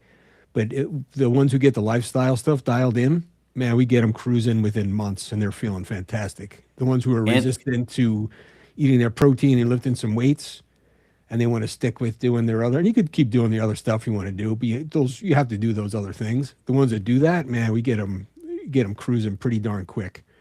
And the ones that are kind of lagging behind, almost universally, they're resistant to resistance training or They think they're going to get big muscles, right? I don't know. Yeah. That's got to die. No, I tell them I can help you get rid of it super quick. If you get too much, it's very easy. We'll just stop. Your arms are too big. We'll just stop training your arms. You can do more, more leg exercises. It's going to be okay. My wife's like, I don't want to have I'm like, you are not going to get muscles like that. Trust me. Yeah. I want to show them 4 guys that go and work out every day and they're trying to get big and jacked and they look very underwhelming. I just want to show them their workout routines, and I know they're working hard, but also it's like you're just not responding. Yeah, you're not going to get jacked off your free T of 1.4. You'll feel okay, you'll do good, and you'll have some protein synthesis, but you compare that to a guy's free T at 35, it's going to be a little bit different. So, yeah, I saw a recent discussion on that on one of the forums. We all kind of hang on. Someone got really upset about some female total testosterone numbers coming back at 200 plus. Whatever. And they just were really Their just not accounting for SHBG 200. and what that really, it doesn't. Right. That's what I know exactly the post you're talking about because I saw it. And really, I figured there would be more with the response that I would give, but they were kind of all over the place. My response. I started typing a few times and stopped, and I was like, I'm going to just watch this as going to be a spectator. Yeah, because it's not uncommon and again, this sounds terrible, but this is going to be, it's nuanced, and women have real high SHBGs. It's not uncommon for us to get 150, 200, 300 total tests in a woman, especially if they've been on oral birth control at any point in their life and their SHBG is 150, 200. Yeah. You know, they've been cruising with zero testosterone. I mean, like 0.00001, you know, and, you know, to get them to just getting them to free testosterone of 1 is going to take a total testosterone of 200, you know? Yep. Yeah, no, for sure. For sure. And they're, you know, again, back to their activities too. They're leaning more towards cardio heavy activities. Maybe they're into fasting, or they're doing some, you know, keto type diet. You add that in there too. That's going to bump their SHBG even more. So it can be a pretty resistant thing. It could be tough. Need more to overcome that SHBG, get a decent free T. And I will say, I mean, it was intimidating for me as a practitioner to do it at first too, until we realized that we weren't getting symptom resolution. You know, like it's like, oh, we have to. And then, like women, you will raise their SHBG. A postmenopausal woman, you put them on estradiol, and their SHBG goes up 50, and you're like, okay, well, we put you on.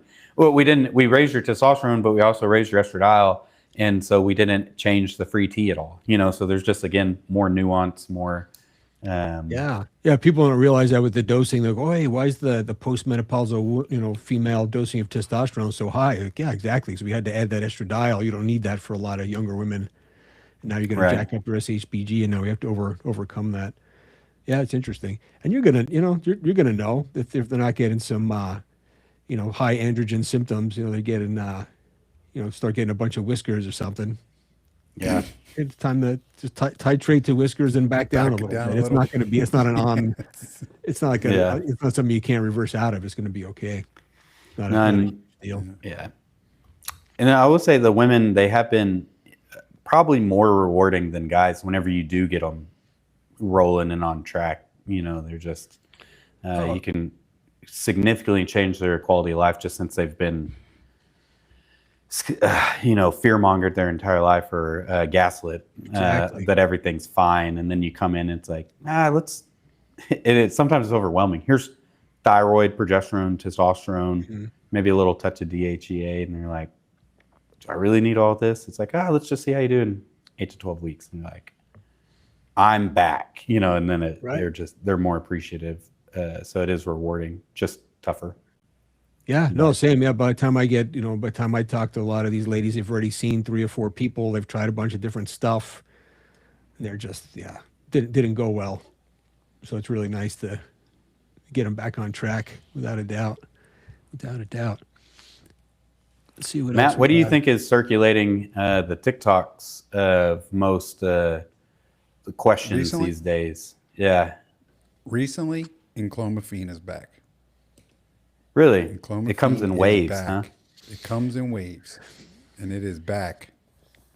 I guess we haven't talked about it real in depth. We talked about it for an older guy, which we wouldn't use, but I do use it in young guys occasionally if a fertility is still a concern, or if they're like actively trying to conceive. I mean, I've helped 5+ guys get their wives pregnant with it. And so it does help in that regard. And then just kind of having the fertility talk, kind of what we talked about earlier, when to have sex based off their partner's cycle, don't roast your testicles, that kind of stuff. But these clinics claiming that it's just better than testosterone without the side effects and injections, it's not that. That's what they claim. Yeah, that's what the big most push. of the people claim for summer 2026. It's like peptides is like the thing for 2026 summer, and Enclomiphene. That is the thing. People are talking about, like, you can get jacked, you can get, like, you're not getting I would love to that. see a study done on IGF levels for people that are on Enclomiphene for, you know, a month or two, that use the Secretagogues to augment growth hormone, because we know that using Enclomiphene lowers IGF-1 because it, you know, you need estradiol for somatroph production of GH, and if we're going to block the estradiol receptor, alpha estrogen receptor with enclomiphene, we inherently lower GH response, therefore lowering IGF via proxy. So I see a lot of places like here's testosterone, and you can go on that. I wonder if it doesn't even work as good. Yeah, it of would that, be interesting. Or if because of estradiol not being on board, I would just be curious to see what that response would be, or if it would be about the same. So, because that's definitely body composition. Recomping on testosterone is like one of the biggest things that we kind of focus on long term, and you just can't recomp on enclomiphene. It doesn't work. So This is what Ryan just wrote. Retta and enclomiphene. That is literally what people are doing this summer. So how about the young guy who's thinking about, kids in a couple of years?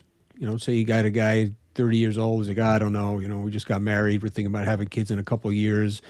Testosterone is low, he's having symptoms. What do you do with that guy? You put him on enclomiphene, or you get him on testosterone and tell him, hey, when it's time, we're going to get you on a, fertility protocol and talk about it then. What do you recommend? No, great go scenario. ahead, Mason. You I was going to say, I would say even a harder one, or something that does change a little bit, is let's say a 24-year-old, that guy, I would try a 24-year-old. I would try a round of enclomiphene. And I have used it with good success. These younger guys with enclomiphene that have good testicles, sounds crazy, but, sometimes they do just have suppressed LH and FSH, and getting a little bit louder signal helps. And I've had them even get a better response even for a couple months after that, like they've done okay. But let's say 30-year-old hypogonadal kid, still a couple years away, maybe he doesn't have a partner or anything. One, I may still get a sperm analysis on him, just to get a baseline. Just so I can see where we're at. I would say enclomiphene's an option if you wanted, but I would say you're going to feel better on just going straight to testosterone. So,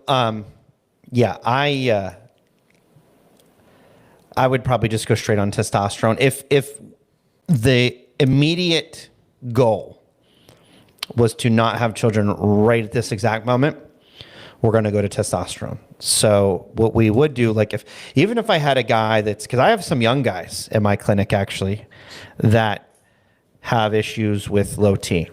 And I think we talked about this last night, Matt, where if I have a young guy that's going to go on, we obviously talk about spermatogenesis long term.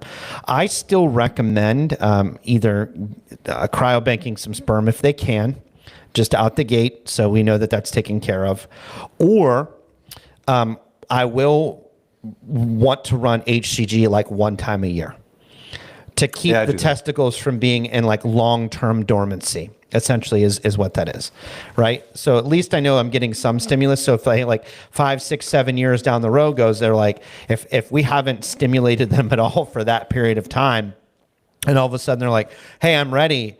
I can't make a guarantee that says hey, they're gonna come back and we're gonna be okay. But if I've used HCG periodically, I know that we've had some stimulus through that time frame, and then we can kind of bring that back on board at that time. So generally, I just sort of get people started, and then, like I said, 3 to 6 months ahead of time, we'll go ahead and bring the HCG on board. Yeah, so. I like it.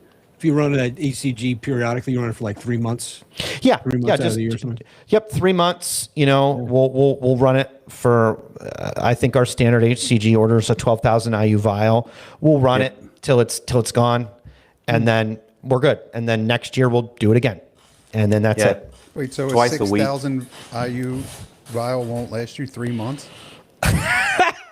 If you have somebody that doesn't know what they're doing, sure. So haven't heard that one before. Right. We're going to keep the cost down for you, right? A clinic trying to sell you on the cost. Geez. Just put some water in, it'll last longer. Oh, man. Yeah. That's crazy. That's crazy. I do have a guy that this is he gets it from a research deal, and he's trying to use HCG. He doesn't want to get it through a compounding pharmacy because it's more expensive, and I'm kind of like, look, dude, kids are expensive. But he keeps trying to self-adjust it based off of this. It's just the liquid. It doesn't say dose. It doesn't say. It just says HCG, not for human use on it. And it's like, even bother to put. Jesus. I was like, I can't. Up. Come on, man. I can't dose. I can't help you with this. This is not something. I can't tell what you're getting. I can't tell. Let's be real. It's trend, Mason. Okay, he wants to take that. All right. It might as well be. Like it's just the label on it just cracks me up because it's just like, how is this even sellable at any rate? But I'm like, just get a sperm analysis, and he won't even do that. So you got to work with me a little bit if you want to actually conceive. I had a guy call in today and ask about if we did HCG with testosterone. I said, well, yeah, but I mean, like, you not necessarily need it. And he's like, well, I'm already on testosterone. I'm getting it through my current place. And he's like, can you like just send me a prescription and I can pick it up? And I was like, no. and then he was like, why would you choose GoodRx for it? And he was like, well, how much is it? I gave him my price on the HCG. And then like, he was like, all right, well, I'm like, he was clearing the middle work. He was a law enforcement officer. So like, he's like, I'll call you back like next week. And I was like, all right, cool. So like, I was curious. So I like GoodRx'd Pregnenolone. It's like $350 with GoodRx. Great deal. My HCG is cheaper than that. So like, I'm like, what was the big deal? And you get more. And you get more, right? Yeah. It's crazy, I just was like kind of blown away by that, but whatever. Hey, don't ask people to do math, man. I get the same thing with like GLPs or something like that. People are trying to, well, this other place is going to do it for X amount per month. It's like, just let's talk about the math of what you're actually getting here. Yeah. Plus, it's not just all about the medication. I mean, it's a whole different story. But if Sure. you want to reduce it to just that, also just do some math, man. Well, a lot of clinics out there will try to get you in with it being like, oh, it's only $89 a month for this. But then it's, okay, it's $89 a month for this, plus $119 a month for this, plus your labs. Plus it ends up being probably more money than what you would have spent somewhere else. It's just they itemize it in a way to make you think that you're paying less. And in reality, it's either the same price or more for subpar crap, like generic care too. Yep. So, choose wisely, and pick somebody that invests in you as a person, not you as the number that's going to spend 5 minutes on the phone and go, oh, your numbers are good. Here's your testosterone prescription. See you later. But some people want that. And I guess if that's what you want, then go for it. Right. So. Yeah, I see a question in here. How does one get a teleconsult with how does one get a teleconsult with one of you gentlemen? I'm going to put some links down below here too. They might already be in there too. We all do telemedicine consults. I do not do telehealth. Except for Matt. You don't? What's holding you back? It's not stopping anyone else, unless Matt. you need an addition or some kind of footing or something like that. You can do it. I can't can call you for exactly. erectile dysfunction. Come on, man. I don't handle ED. Different- But I can handle like framing, Different kind of wood. concrete. That type of wood. Oh, okay. Different kind of wood. Oh yeah, no, that's a totally different kind of wood. We should put the link though in there too. You never know. Mm-hmm. That wood crowns differently than the wood that I use. Whole different. Sure. Yeah. No, we'll make sure we have some links down there for sure. Let's see. Do we miss anything else in here? Let's see. I have an interesting story about Enclomiphene. So if you've listened to our podcast before, you know I'm a pretty staunch advocate for not using Enclomiphene for TRT monotherapy. That does not mean that I do not use Enclomiphene. So I had an interesting scenario this week. I have a gentleman, he's in his 30s on HCG. Since we're on this fertility kick tonight, let's stick with it. And he's been on HCG, I want to say for about 5 months, okay? And he was one of those people that we kind of brought it on board. We said, hey, And he's getting towards the end of his vial of his most recent one. And he's like, hey, he kind of doesn't want to pay for another one, or at least that's what he's telling me. And he's like, my wife hasn't gotten pregnant yet. I'm like, well, we need to get a semen analysis. And he's like, well, how do you do that? And I was like, well, I have kits here, or I can order one and it just gets shipped to your house and you get sent out. Because we use a company that does that. They have a 56-hour proprietary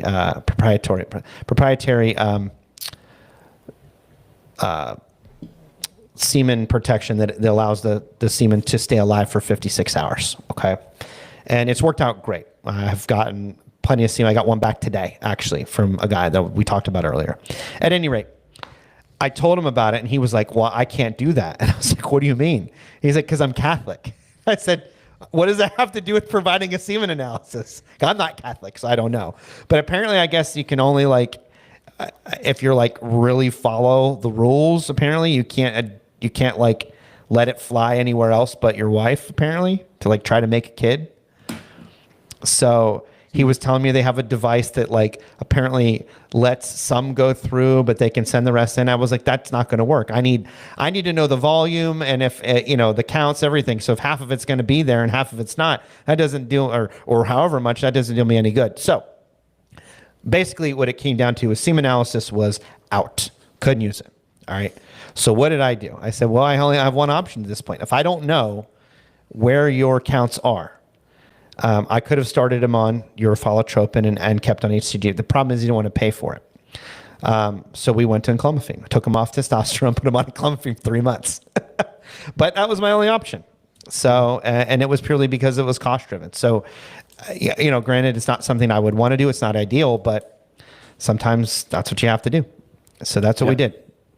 So really on this sample, everybody's different. Yeah. Part. Yeah. I was confused too, but I mean, hey, listen, it's, What was this partial thing you were talking about? Is there some sort of a it's like a masturbation machine? What were we talking about? I don't know, man. I was kind of intrigued about it too.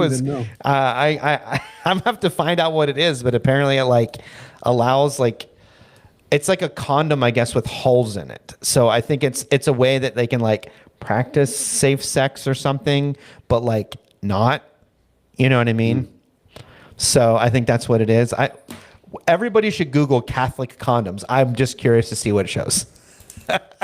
You know what's weird? When I was in high school, the Catholic schoolgirls that we hung out with were analyzing semen a lot. Way more than the public schoolgirls.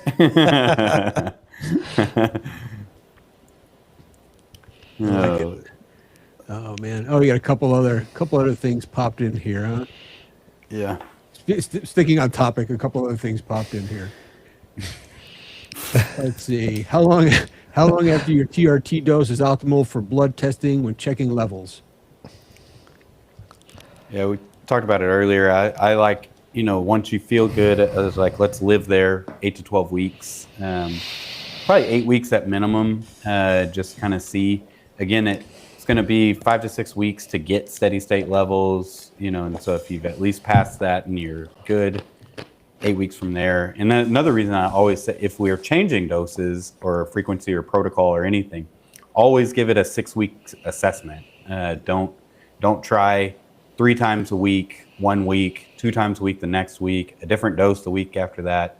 Anytime you change anything, give it 6 weeks, let it sit, give it a couple weeks after that with you living your life, and then you can recheck, whether it's positive, negative, so you can kind of get a baseline on how you feel with that. Yeah. That's my practice with it. Are you asking though? I don't know if she's asking here. Is it when, around dosing? Do you check it at a peak or a trough, or is that what you're asking at? I bet you're right. I went off of. No, it's okay. It's okay. Yeah, and to clarify what you mean there. If you mean usually we like to get it depends upon what what kind of testosterone you're taking too. Are you doing injections? Are you using cream? What are you doing? Because with injections, a lot of times we like to get a trough dose, so at the lowest level right before your next injection. Right. So if you're doing it every, twice per week, it would be before your morning injection. You get your blood drawn, boom, then you do your injection after. If it's cream, a lot of times we like to get a peak, number. You get it maybe like 5 hours after administration. You just make sure you're absorbing this stuff well. There is some benefit to getting a trough level on cream sometimes too, but usually, I mean, what I like to do, I get a peak on cream and a trough on injections. I don't know about Same. you guys. Yep. No, do that's what I exactly the do. same. And it's kind of tough to, like, we're telling guys, this has been tough to kind of convey. I mean, we send a text like, hey, if you're on cream, be sure to apply the morning of your thing. But then if you're on injections, don't inject the morning of. Right. And so we've gotten into some confusion in our texts. I mean, that's what it says it should be. But it's... especially if people are used to getting AM labs fasted just in general, right? Hey, get fast for your labs. And you're lucky if you can get people to drink water before their labs. They think fasting means, NPO, nothing by mouth at all. But that's kind of the general way to do it. Make sure you're getting the most out of it. Trough for injections, peak for cream. Good way to go. What else we have here? Does someone have you guys spray painted over there? What was that? Shaking a can of paint or something? What was that noise I was hearing? I was just about to... Josh's ambient I think it was noise. his typing. Huh? He was typing. I was typing. Yeah, when you wrote that Did message. that come to, like, if I do this? You hear that? Yeah. Yeah. Oh It my! sounded like someone shaking a spray can, waiting for you to turn around, start pegging your wall or something. I have Yeah. a keyboard that it's like a mechanical one, so it has like that really good feedback, so it makes like a kind of a noise when you type. But We're I'm just kinda, getting your kind of a ambient, nerd. your ambient sound. I was also just eyeballing. I don't know. I keep getting medical journals sent to me, so I got the Lancet Oncology, but there's a study on it that was done with Xtandi, and it's a new drug called Talzenna, I guess, where they did it for overall radiographic progression of metastatic prostate cancer, and basically Talzenna plus Xtandi was 45.1 median overall survival versus 31 month median survival with Xtandi by itself. So that was what the study was about. So at any rate, yeah. Nice. In my little nerdy urology discussion. I like it. Yep. One of the questions was if cost wasn't an issue and wanted future fertility, would you just run testosterone and HCG full time continuously? I mean, you can. There's no reason you can't. And some people do. Some people are like, sure, absolutely. It really just comes down to what the patient wants to do. We give them a bunch of options and a bunch of ways to go about it, and pick one and go. I'd say it's an option. I'd say my normal kind of protocol with it is like and we kind of touched on it earlier, but like I'll get them on testosterone alone and see and kind of dial in on testosterone without HCG. And then kind of like how Josh was saying, I'll bring it in about once a year. One 12,000 IU order lasts 3 to 4 months if you're doing twice a week. And so I'll do that once a year. And unless it's a guy that just feels subjectively better on it and wants to stay on it. But it's not necessary. And I do think you get just as good of effect as bringing on HCG when the time is due. And then it kind of saves injection. So you don't saves costs, saves injections. So Yeah, I tried to dig into this before too and look at some of the research. I didn't get a real clear answer, honestly. Like, is there some sort of benefit to just being on it all the time and staying on it versus cycling it versus just waiting until it's time? It looked pretty, I don't know, it looked pretty mixed. It didn't seem like anyone was much worse than the other options. So I think you're right. I think you could really kind of play it how you like. Mm-hmm. Interesting. What we got here? Oh, here's a good question. I'm surprised this hasn't come up yet. IM injections for TRT. Just everyone agree about IM injections. I'm kind of indifferent. I let guys try both. Some do well with SubQ, and I get guys. If you're doing SubQ, sometimes if you mash it around afterwards, you won't get the nodules. You can put a warm compress. Some guys are just prone to the nodules, and then if you're getting the nodules, then go IM.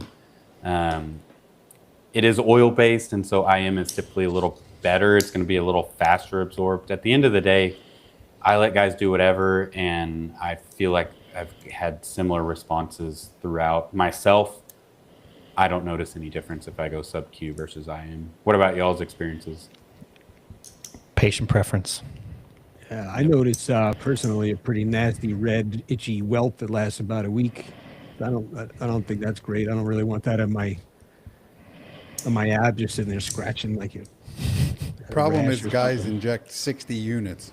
Oh SubQ. man. Oh, okay, that's a little different. I have Yeah. about a.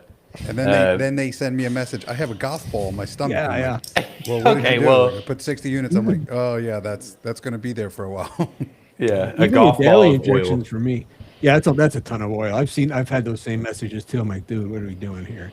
But even Yeah. for me, even doing daily injections, small amount, small volume of oil, just did not work well for me. Even MCT oil just doesn't fly I was about for me. to ask you, changed oils, and Yeah. all of them kind of do it too.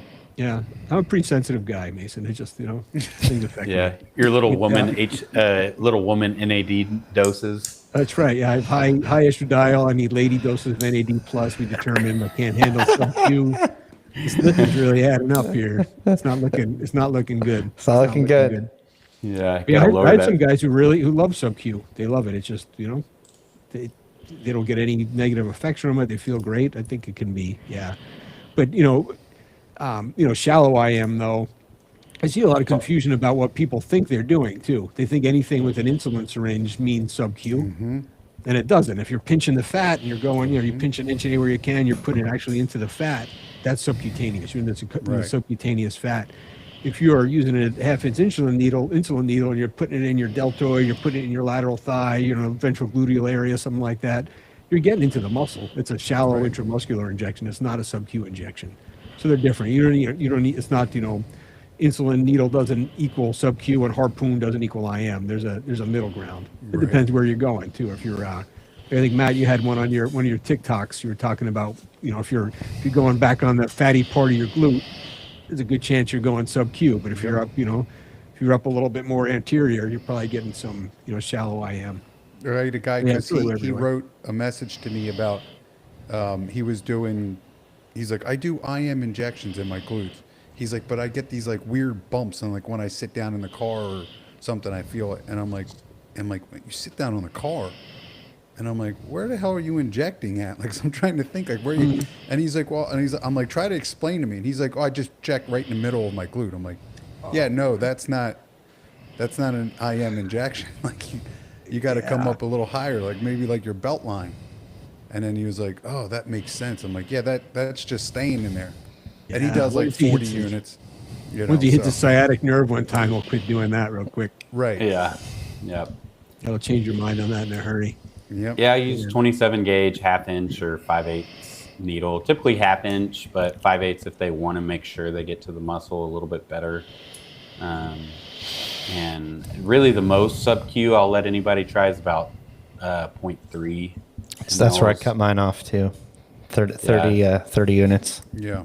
Yeah, it's getting to be a pretty big bolus of oil. Yeah. For oil, right? I mean, if you're going to inject 50 units of a peptide or whatever, Oh, that's fine because it's not an oil. It's a, Yeah.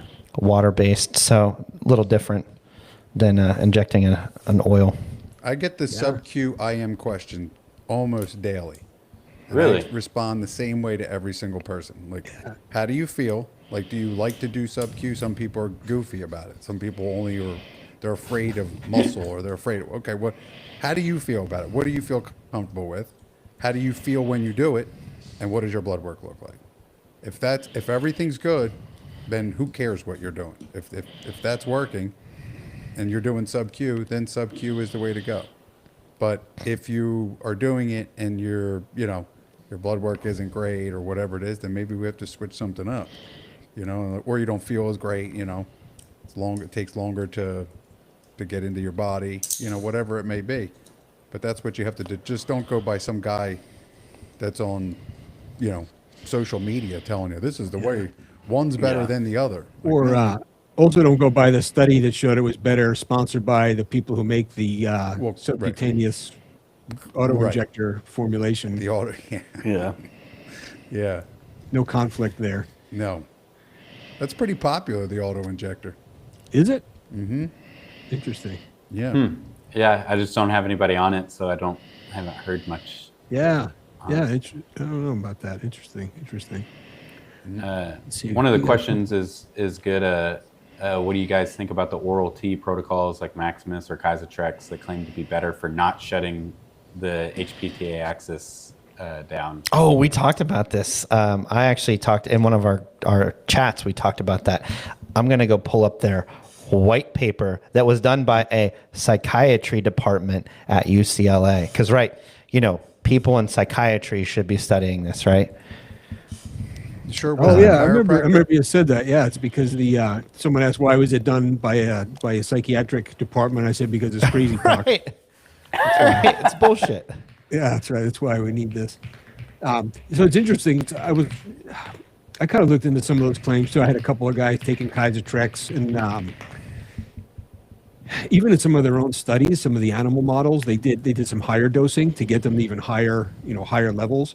So I think one of the reasons they kind of capped those levels I was talking about earlier, that 400 milligrams twice per day for Kysotrex, is they could get some numbers that showed you weren't completely suppressed, right? So you had some of that. But in the animal models where they got the animals up to decent levels, they were suppressed. So now you have this conflict. They're like, okay, we could up the dose range of this thing and say, hey, you could take maybe double the amount and you get these really nice levels like you will with creams or injections. But now it's not going to meet the rest of their narrative where we're not completely shutting you down or this or that. So I think either way, to get to a meaningful level for symptom resolution with the oral medication, you're still going to get shut down. And you're probably going to get shut down with even the amount that they have as the max now too. It's just not. It's not likely you're going to get symptom resolution with a dose of anything that's not shutting you down. I think is the bottom line. Yeah, same with Nitesto, the nasal formulation. They say that doesn't shut you down. And it's the same premise just as what Mike is saying, that it's like if it's just not going to get you to a reasonable enough level. Yeah, it may raise you from 200 to 400, but most of the time that's not going to be meaningful enough for any type of symptom resolution while you're looking to start testosterone anyways. If they were able to get you to a free testosterone of 25, you'll be shut down, just because, and I don't think they'll get you up that high. Right. Yeah, no, I didn't see the guys I had on it did not get that high, but they also felt pretty good. I think they were probably like 15 or 18 free, but they said I feel pretty good. It's like, well, shit, that works. If you're feeling good, I mean, symptom resolution is king. Let's let it ride. Yeah, exactly. And if they're not looking, like if they're like, well, I still want my LH to be at least 3, or something, then it's like, yeah, taking a pill a couple times a day is not that big of a deal. I feel better. And some guys, if they are starting free testosterone is 7, and you get them to 15, 16, I mean, it's over double. Right. Yeah, you used to feeling so crappy that any kind of improvement is going to be nice. Yeah, it was welcomed. Yeah. These particular guys had no fertility concerns, nothing like that. One guy just had needle fatigue, and the other guy, I think the other guy was like, I don't want to use a needle and I don't want to rub cream on my balls. What else can I do? It's like, well, we could try this. And he tried it, and sure enough, he felt okay. So it was all right. Let's see. Oh, Anna says I found it. That he is doing injections. That's what we were talking about. Yeah, so if he's doing injections before the next injection is due, is the best time to do lab work in general. I mean, you can kind of extrapolate as long as we know when the test was done. The worst part is if someone has no idea when they took their injection and they have some lab values for you, like, well, this is not great. So as long as you know what you did, but in a perfect world, yeah, right before your next injection is due is the time to do it. Let's see. I found that white paper. Oh, what you got there, Josh? Is it Kysotrex Yeah. paper? It's this thing that was circulating where there was oral testosterone and decanoate plus enclomiphene plus pregnenolone apparently does not, the way they dose it, they say, does not suppress the HPT axis. And so they did a paper on it. It's just a white paper. All right. So it doesn't have the data in it. And in it, it says results. With optimized dosing, total testosterone levels in both eugonadal and hypogonadal men increased 4-fold and free testosterone 5-fold, both surpassing 99th percentile for both measurements in all participants. Meanwhile, LH and FSH levels remain within normal ranges across all participants, demonstrating. So one thing it doesn't say is like, was this like the day after you started the therapy, or was it like 10 weeks on therapy? Or it doesn't tell you. It also it doesn't tell you what the LH and FSH values are at all. It completely leaves that out. Yeah, it's complete bullshit. It's what it is. So it's a junk white paper. I don't know if it's done on marketing, but yeah, it was done. And the quote, apparently the study was done at, let's see here. University of California, San Francisco Department of Psychiatry. What a ride. Wild ride. That whole paper. It's just unreal. Oh, okay. Never mind. They have LH here, but they don't give you the time frame. So like, I don't know what this is. It just says this is post values, but it doesn't tell you like time frame wise. So it's just not a good study in my opinion. So I wouldn't be throwing those claims out there without digging into it a little bit more. I know it's run by a clinic too, right? Yeah. Yeah. It's the study was sponsored by a place that's trying to push that protocol. Right. And they hired people at the University of California to study that specific protocol. And again, I don't know how. We know that when oral testosterone and Dequinate came out, they were talking about one of its caveats was it doesn't suppress the axis. Well, turns out, guess what? It did. Like the longer it got, I think in rats or something, in the rat model it didn't, but then when they started using it and doing actual studies, everybody had a suppressed HPT axis.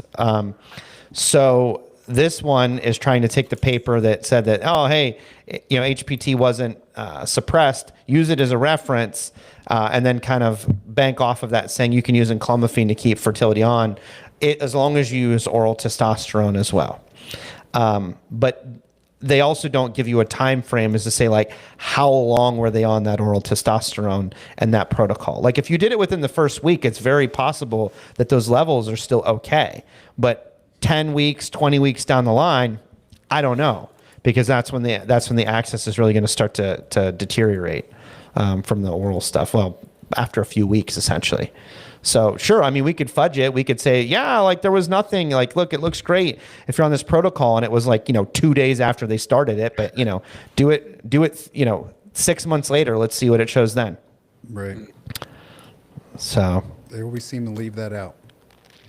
always. Got a couple Always, more always. questions in here. You guys got a little more. We've been going for a little while. You have a couple. You got a little more time left in you.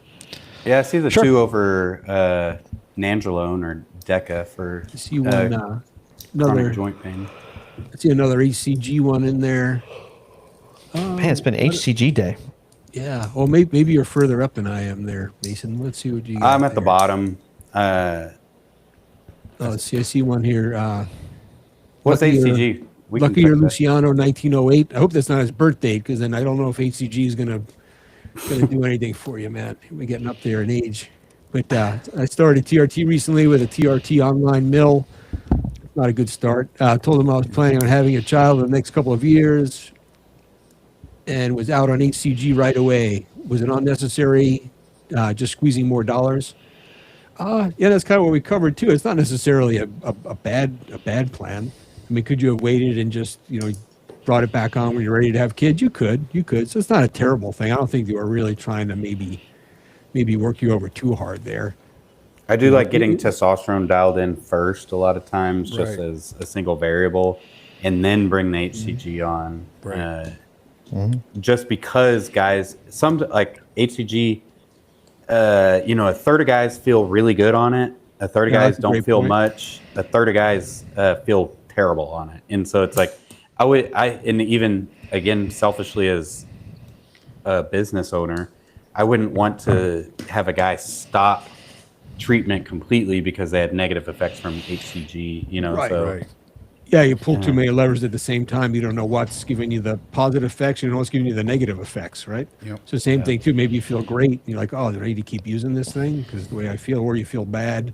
And which one is it? Is your testosterone dose too high, or is it the HCG? especially with the early effects you get too, like things like acne and that kind of stuff. HCG can be a big offender there. So yeah, I'm with you there. I think waiting to start it, but not crazy though. Not crazy. I think when I first started testosterone, the clinic I was at had me on ECG right away. I didn't notice any difference being on it or off it though either. So I was probably one of the lucky guys that didn't make much of a difference. Yeah. See, and I feel good on HCG. So like I bring it in once a year myself. No plans for any other kids, but just like subjectively, I feel more clear on it. So I'll bring it on at times. Huh. I have some in the fridge any next to me here, difference. still unconstituted. It's like 4 years old. Do you think it's still good? Yeah. Heck do it. yeah. Inject it. I need I like to have a little stockpile in case something goes down. That I can restart For science, somewhere. Mike. I'll be able to give it a try. Give it Yeah. a try and report back. For science. Luciano was also the Nandrolone question. Nandrolone is the fancy word for Deca, and low dose Deca for chronic joint pain. And I'll say, like, we kind of touched on it earlier. I think it works.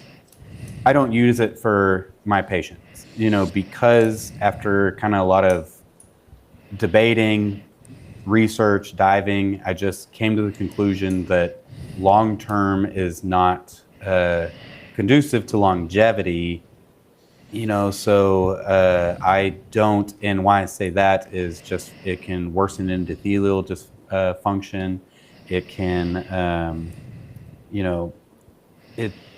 that's the biggest deal, is just the heart effect, just lower HDL, worsen endothelial health. That being said, there's not studies to say that, if you're doing 25, 50 milligrams once a week with appropriate testosterone ratio, that it's harmful, like completely harmful. I just am not willing to take the chance at this time with it, from what I can tell. There's other options to achieve similar results. So for treating that particular ailment that yield pretty good results with no downsides. So it's sort of like, why take something that has a potential downside when you have these other options that can be used. So that's sort of my take on it. And it doesn't fix the problem. It just band-aids the problem. So. Yeah, I'm not a fan. I don't write any prescriptions for it. I've heard some good, subjective reports from people I, know and trust, and even our providers themselves always said, "Man, I sure as hell got some good relief from pain from it." But then even they themselves stop taking it for the same concerns, like, this isn't a long-term fix. Right. I think I'd rather see you doing a little bit of Nandrolone than taking oxycodone or something. I think that's it's probably a better that's true. if we're comparing going that kind of route.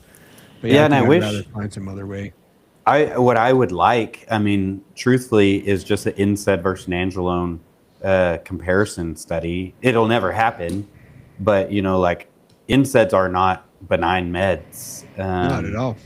And Nandrolone would maybe be a little safer, honestly. I don't know. We just don't have the studies to compare. NSAIDs being over the counter is much more readily available, but Yeah, NSAIDs have, you have bleed risk, you have cardiovascular risk there too. yep, kidney. I had a guy today. He's like, "Oh, I take a couple every night, and I either take naproxen or ibuprofen every night." And his kidney function, his GFR was like 58 today. So I was like, man, let's stop that. Let's Takes them every night. Yep. And I was like, your kidneys are starting to show that you're hitting it. You're taking them. Let's try Tylenol. If nothing, we're going to try other things to get you off of them. He says GFR is 58. Mm-hmm. Yeah. Not on creatine or anything like that. No. So you train hard? No, not hard enough. I Yeah, can kind of tell. Yeah. No, I was leaning into like, hey, maybe get cystatin C to kind of quantify that, but Yeah, it's no, not because for everyone. that's my favorite lab test. Everybody has a favorite lab test, I'm sure. But just this week, I did have a guy who trains hard, who takes creatine. His GFR was like, I can't remember, 38, but it's always low, and he's super jacked and very healthy and very meticulous about his stuff. So I knew it was going to be high, and we had talked. I was like, hey, I'm just going to add it on this time. And his GFR was, it showed like 38 on his creatinine, and on the cystatin C, it was like 122. You know, it was like, That's crazy. I just had a similar one when I did my own last labs. It wasn't that extreme. It was the difference between like, the creatinine GFR was 60 versus 110 with the cystatin C. But that's a big difference, man. I mean, that's the difference between you're worried about someone versus they're doing great. Yeah, and also, and this guy got a GGT because his LFTs are always elevated, and I was like, and his creatinine was like 1.8, and I was like, man, if you would have gone to your PCP, you would have been sent to nephrology, get a renal ultrasound, hopefully not much further, get all this extra liver stuff, and it's like cystatin C saves the day, GGT is nice. To help differentiate actual liver inflammation as well. Yeah, I'm a fan. Yeah, I did a little video clip on that because your doc's not used to seeing healthy people who exercise. That's right. So if you went to the gym, you went right from the gym to your lab draw, you're gonna freak the guy out. He's gonna call you all worried. It's crazy. It's true. Did they see my responses in the chat? Can they see that? Anybody? They should. I see yeah, that. I can see it. I know you guys can, but I have the YouTube one up too, but it doesn't show on the YouTube chat. So I wasn't sure if they could see that if we type it in here. In the Riverside? I don't know about the Riverside. That's what I was asking. Like if we're putting in stuff in Riverside, I was putting it in Riverside, yeah. Yeah, and I have the YouTube link up over here, and my reply did not pop up there. So I don't know if they're seeing our replies if we're typing in chat. So we're probably typing in being like, oh man.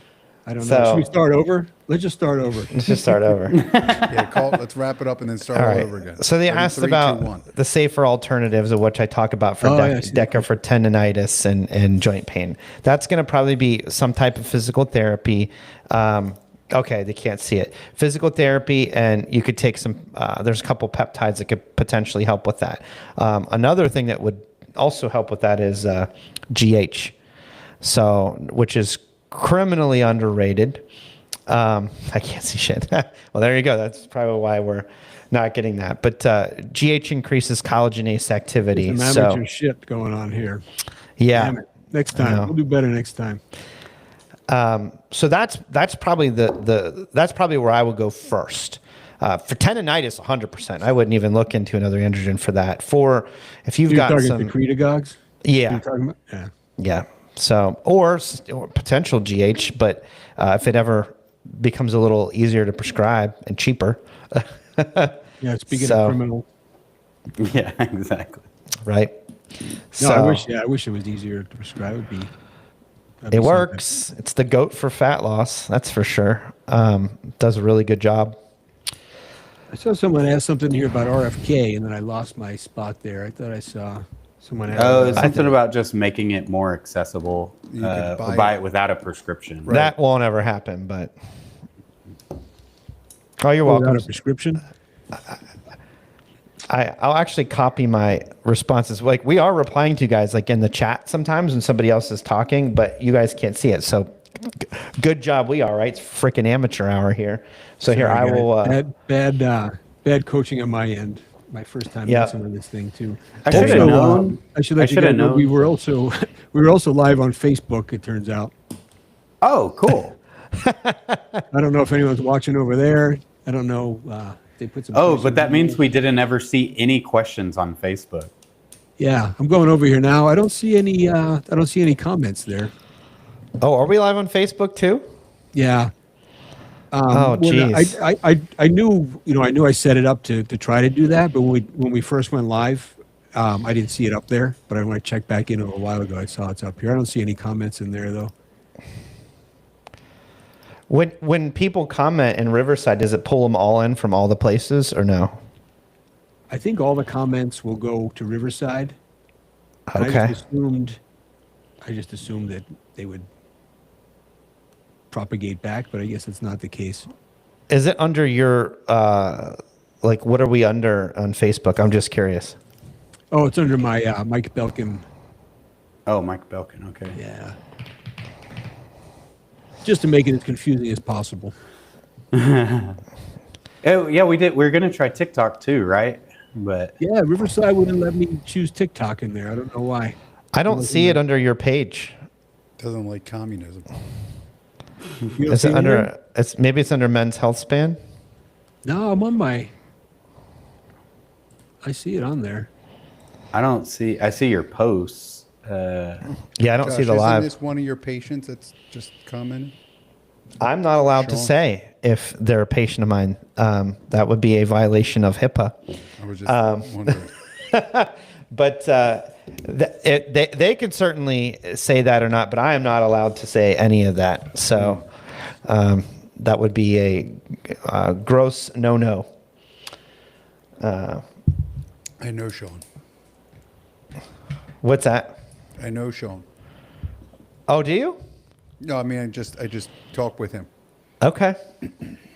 So, so I'm not allowed to say, but they can say whatever they want if they know me or not, and if they care if I know them or not. Yes, So- I can say it. So I've been doing this for knee contusion, running 3 IUs of GH for the last 4 weeks. Knee feels outstanding. Anything over 3 IUs of fingers and knees start. Yep, that makes sense, Ryan. That tends to be a threshold. 2 to 4 IUs a day tends to be the tolerable threshold for most people for that stuff. But GH is fantastic. It does great.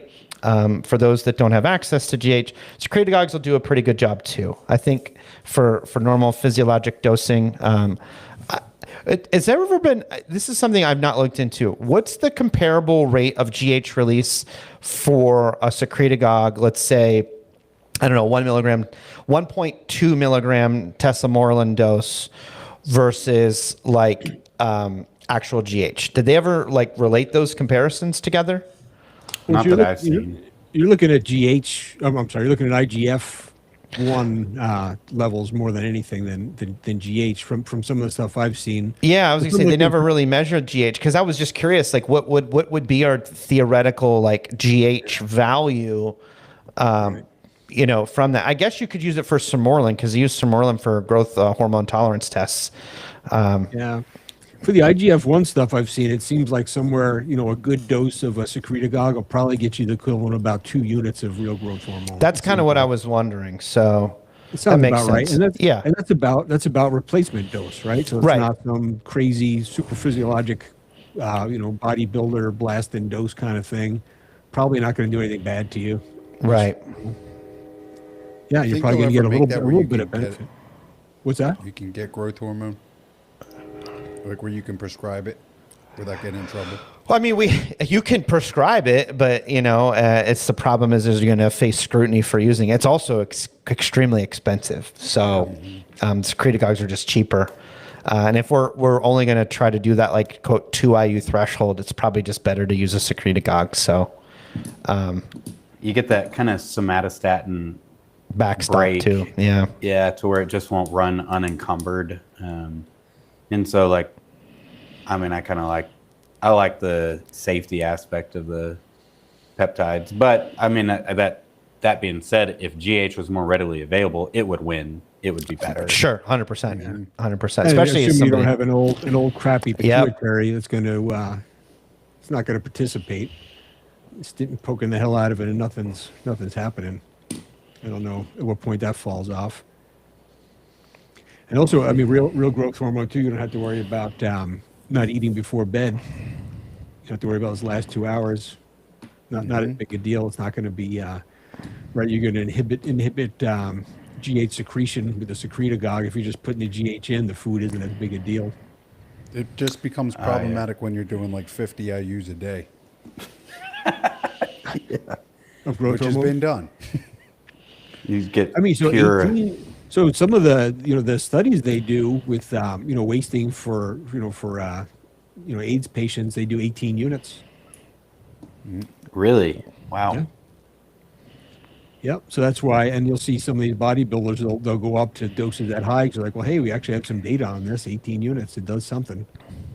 Those HIV patients, do they get diabetes and stuff? Surely at 18. I mean, It's a problem. It's something. I was going to yeah, say, it's a because problem. even though you're taking the GH, if it's not going to necessarily like quote inhibit the release because of that somatostatin, you still have to worry about insulin resistance. Sure. Because they are opposing hormones, Yeah. GH and insulin. Right. But that's why you take it. You take it at nighttime. You take it during the day when you're eating. That's when the guys run into more problems. They take it Sure. during the Rich remote- Piana with his every 2 hours. Yeah, you're taking it while you're eating. So even if you ate a meal late, you take your GH, you go to sleep. The food's going to fall off. The GH is going to peak a few hours later. You have most of the night unfed. You're not getting that blast Right. while you're having that high glucose level. But again, all a moot point because we can't prescribe it. So sad times. Sad times. womp womp. Let's see. Yeah, very expensive. Someone said Luciano. Cheaper but source-wise is gray market stuff. Yeah, I mean, you're rolling the dice, though. What are you getting? You start going to the gray market growth hormone. And I've seen that. I've seen people say that, too. Yeah, it could be pretty inexpensive, and you get for the same price, you're getting a Secretagogue, but I don't know. Do you see the latest drama on the socials with all the peptide companies that people just created out of nowhere and run out of their garage? That they all buy their peptides from the same person in China, and they all got fake peptides. Oh, even the source said dispose of immediately. Yeah, they were like completely fake. They were just filler. Yeah. Sad times for the Peppers groups meeting at Peppers. TGI Friday. The TGI Friday. Yeah. I think you guys sent me that one video of them There's a guy talking that's there. been That's like what testing them, and he's been posting about it. I guess he goes on the gray and starts ordering, and then we'll test it, and then post about it. yeah. And hasn't been very good. There's Yeah, a lot of stuff I think just that's like that's 10%. a smarter alternative for sure. You're testing in a way, but you're gonna test every batch every time, and I know Right. people claim Right, they well, do, that's and it. they're full of crap.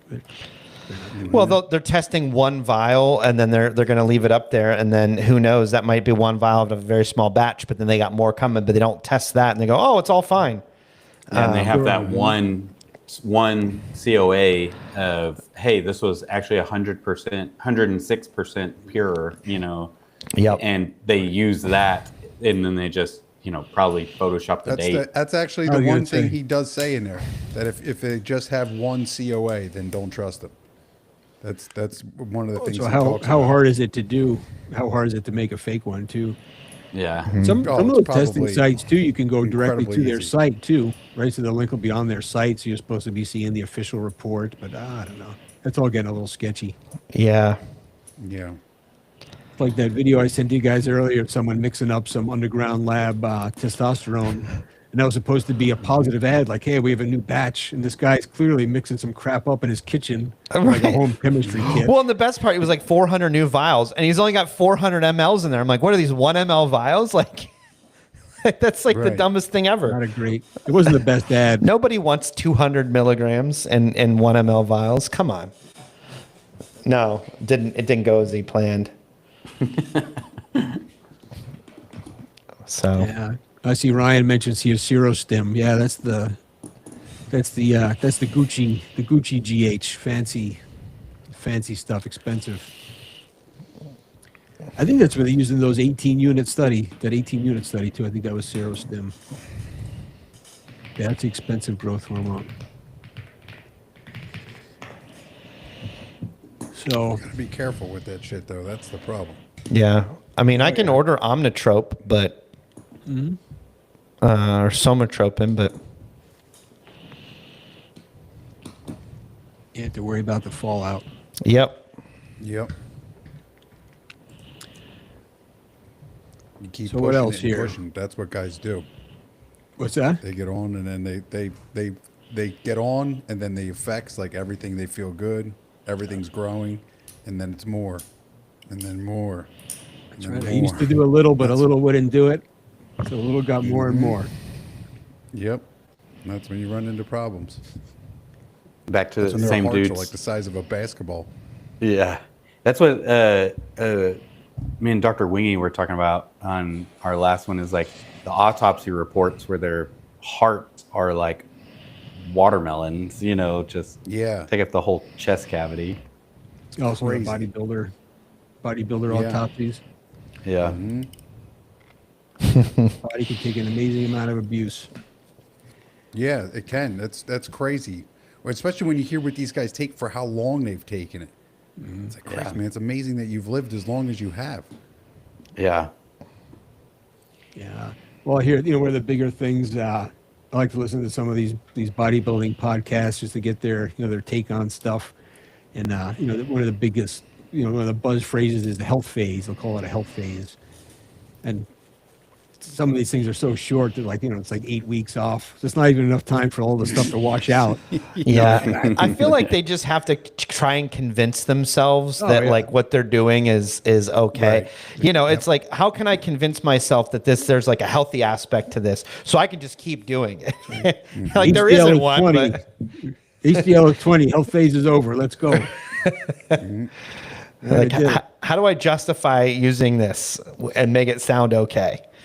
All right, have like a whole PR firm back in there, like, tell them it means this, tell them it's okay. This is the angle we're going to take. Yeah, that's true. I've heard some interesting takes from some of these guys too on estradiol, right? So some of these, they're talking about using blockers, using AIs and other methods, and some of them will be, they're talking about using high doses and multiple medications and multiple drugs. It's a whole different ball game. But then I've heard a couple where they'll circle back and they'll say, hey, but on TRT dosing, right? So they're coaching these guys and telling them to go back down to TRT doses for a while, or TRT plus even. And even these coaches are telling guys, you don't need to block estrogen at these TRT doses. That's stupid. There's no reason for it. So it's really interesting that we have guys in the TRT world who really think they need to block their estrogen. And meanwhile, these guys who blast, high doses of gear are saying, no, man, for these low doses, that's just stupid. What are you doing? It's completely unnecessary. Doesn't make any sense. I keep trying to tell patients it's the shift in hormones, not the hormone itself. And it's a temporary speed bump that you'll get over, and then it's not a problem. Just let it ride.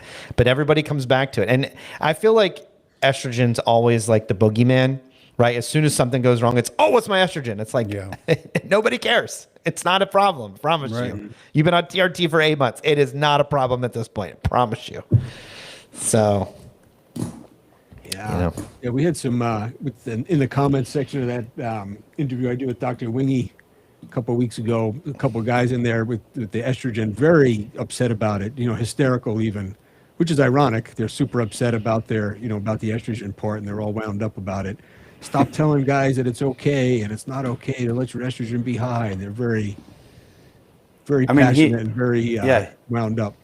He has such a great point. He's like, look, I take 4 milligrams on top of everything and I feel great, and that's a heck of a dose. I mean, we don't have many women on 4 milligrams, much less a guy, and just, you can tell it's not like he's flexing or anything, but the dude's jacked just sitting there, it's not like it's hindering his gains or he's filled with fluid or anything.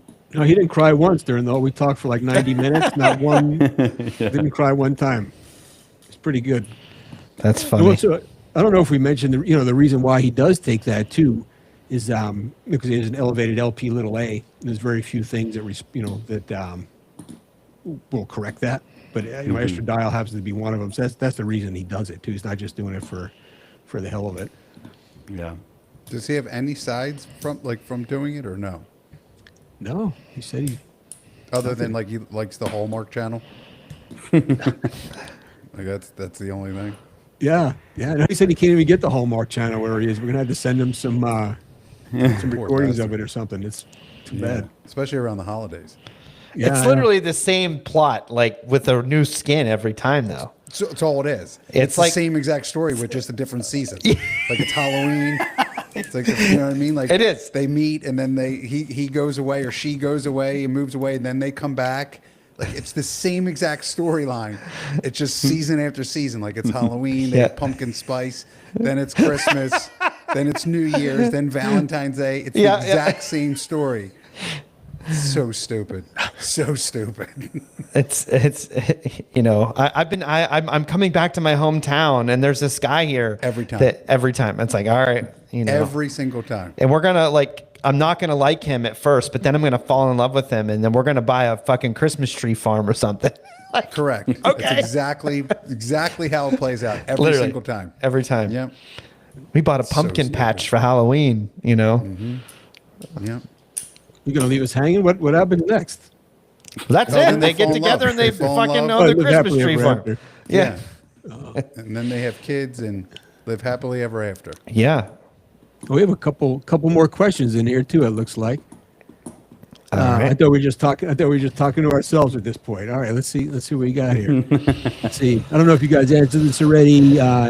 Any pros for using propionate versus enanthate versus cypionate? Have there been times where you all recommend one over the others? I use almost exclusively cypionate. I have a couple guys who have tried enanthate, and most of them just went back to cypionate. Didn't notice any damn difference. Yeah. I think propionate for the most part is just completely unnecessary. You're gonna, you're talking about like mandatory, more frequent injections. Probably going to be a little more painful for you, and probably not worth the worth that trade-off. Is really, That's what I was really gonna what it comes down to. Forcing you to do daily or every other day injections, and it hurts more without any benefits of it. You're just asking for more pain, more injections, without any improvement in symptoms. And I'm saying cypionate's about all that I use.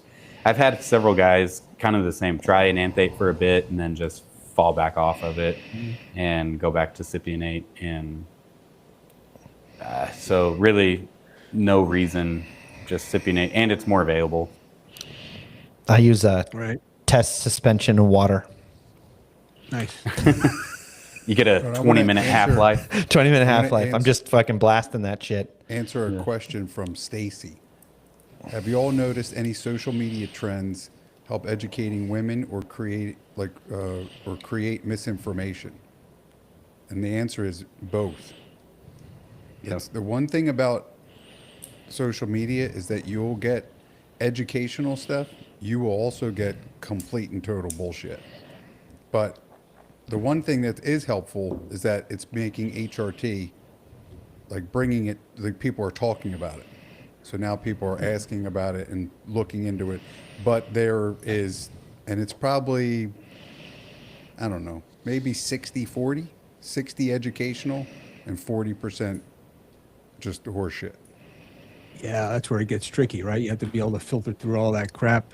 It's funny that, this is backed right up against that propionate question too, because there was one very recently in one of the groups we're in too, where someone brought it up about, propionate for women.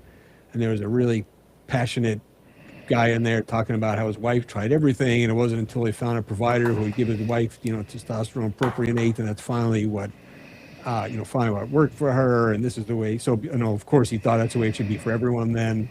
And that's the end all be all. And he had this whole list of symptoms and crap she's been through with her horror, So you don't want to shit on the guy and tell him he's, that's bullshit.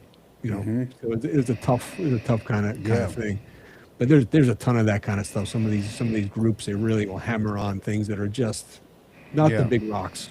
There's more important stuff. Women's hormones is a science, like is rocket science. It's not as easy as I told Josh. I said, Josh has the easy part. You just like give the guy testosterone, smack him on the back, and send him down the road. Like women, it is somewhat, nothing but like yeah, that. women are a lot harder It's than a that. lot harder. So you get these people that say that do this and do that, and it's like, look, man, it's not a cookie cutter system here. I mean, each woman's it's different. It's there's a lot that goes into it, but they sell this and that and link in my bio and okay. Yeah, so- and I mean, you got to be real careful. Women are, I think, more susceptible to like trying anything because they've just been gaslit for so long. Desperate. They want help. They just want any help, and so it just kind of sets them up to be taken advantage of, and so it's kind of where we hope that we're able to, give them better, realistic, obtainable outcomes and everything.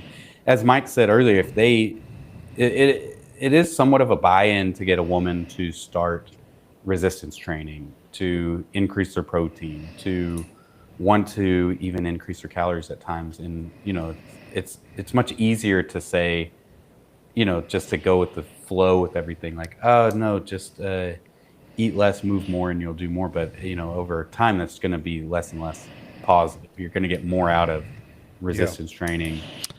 Add some creatine, eat your protein, all those metrics overall. There's some leeway to get to that too. There's a lot of ways you can make that happen and meet those goals.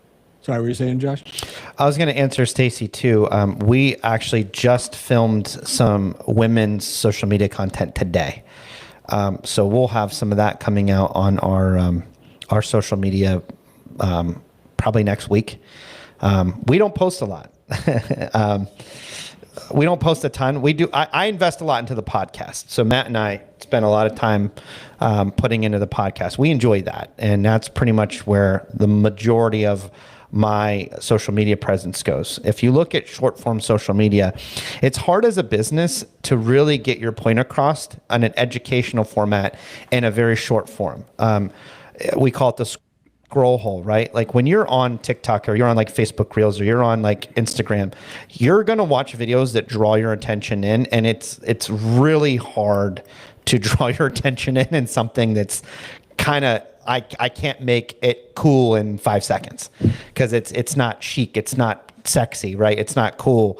And so it's really hard. So being somebody that likes to educate people, which we do very well on our podcast, does not translate very well to short form social media, unfortunately. So because of that, if you often find stuff on short form social media, a lot of times it's going to be more entertainment value, less educational for that particular reason. Not saying you can't find it. It's just, it's probably not going to have a lot of views. It's probably going to be buried. It's probably not going to come up on your FYP, like that type of stuff. So you just kind of have to take it for what it is. I mean, it will certainly be out there, but it's just tough to come by. And I'll say another thing. 2.5 seconds to get their attention. Yeah. Yep. Another thing is medicine is so nuanced, and you know, like, so I'm not just extremely confident to scream from the rooftops about every specific thing. Whereas like if you don't have a medical license and you don't care what you're saying, you know, then you can say whatever you want. You know, and nobody's gonna.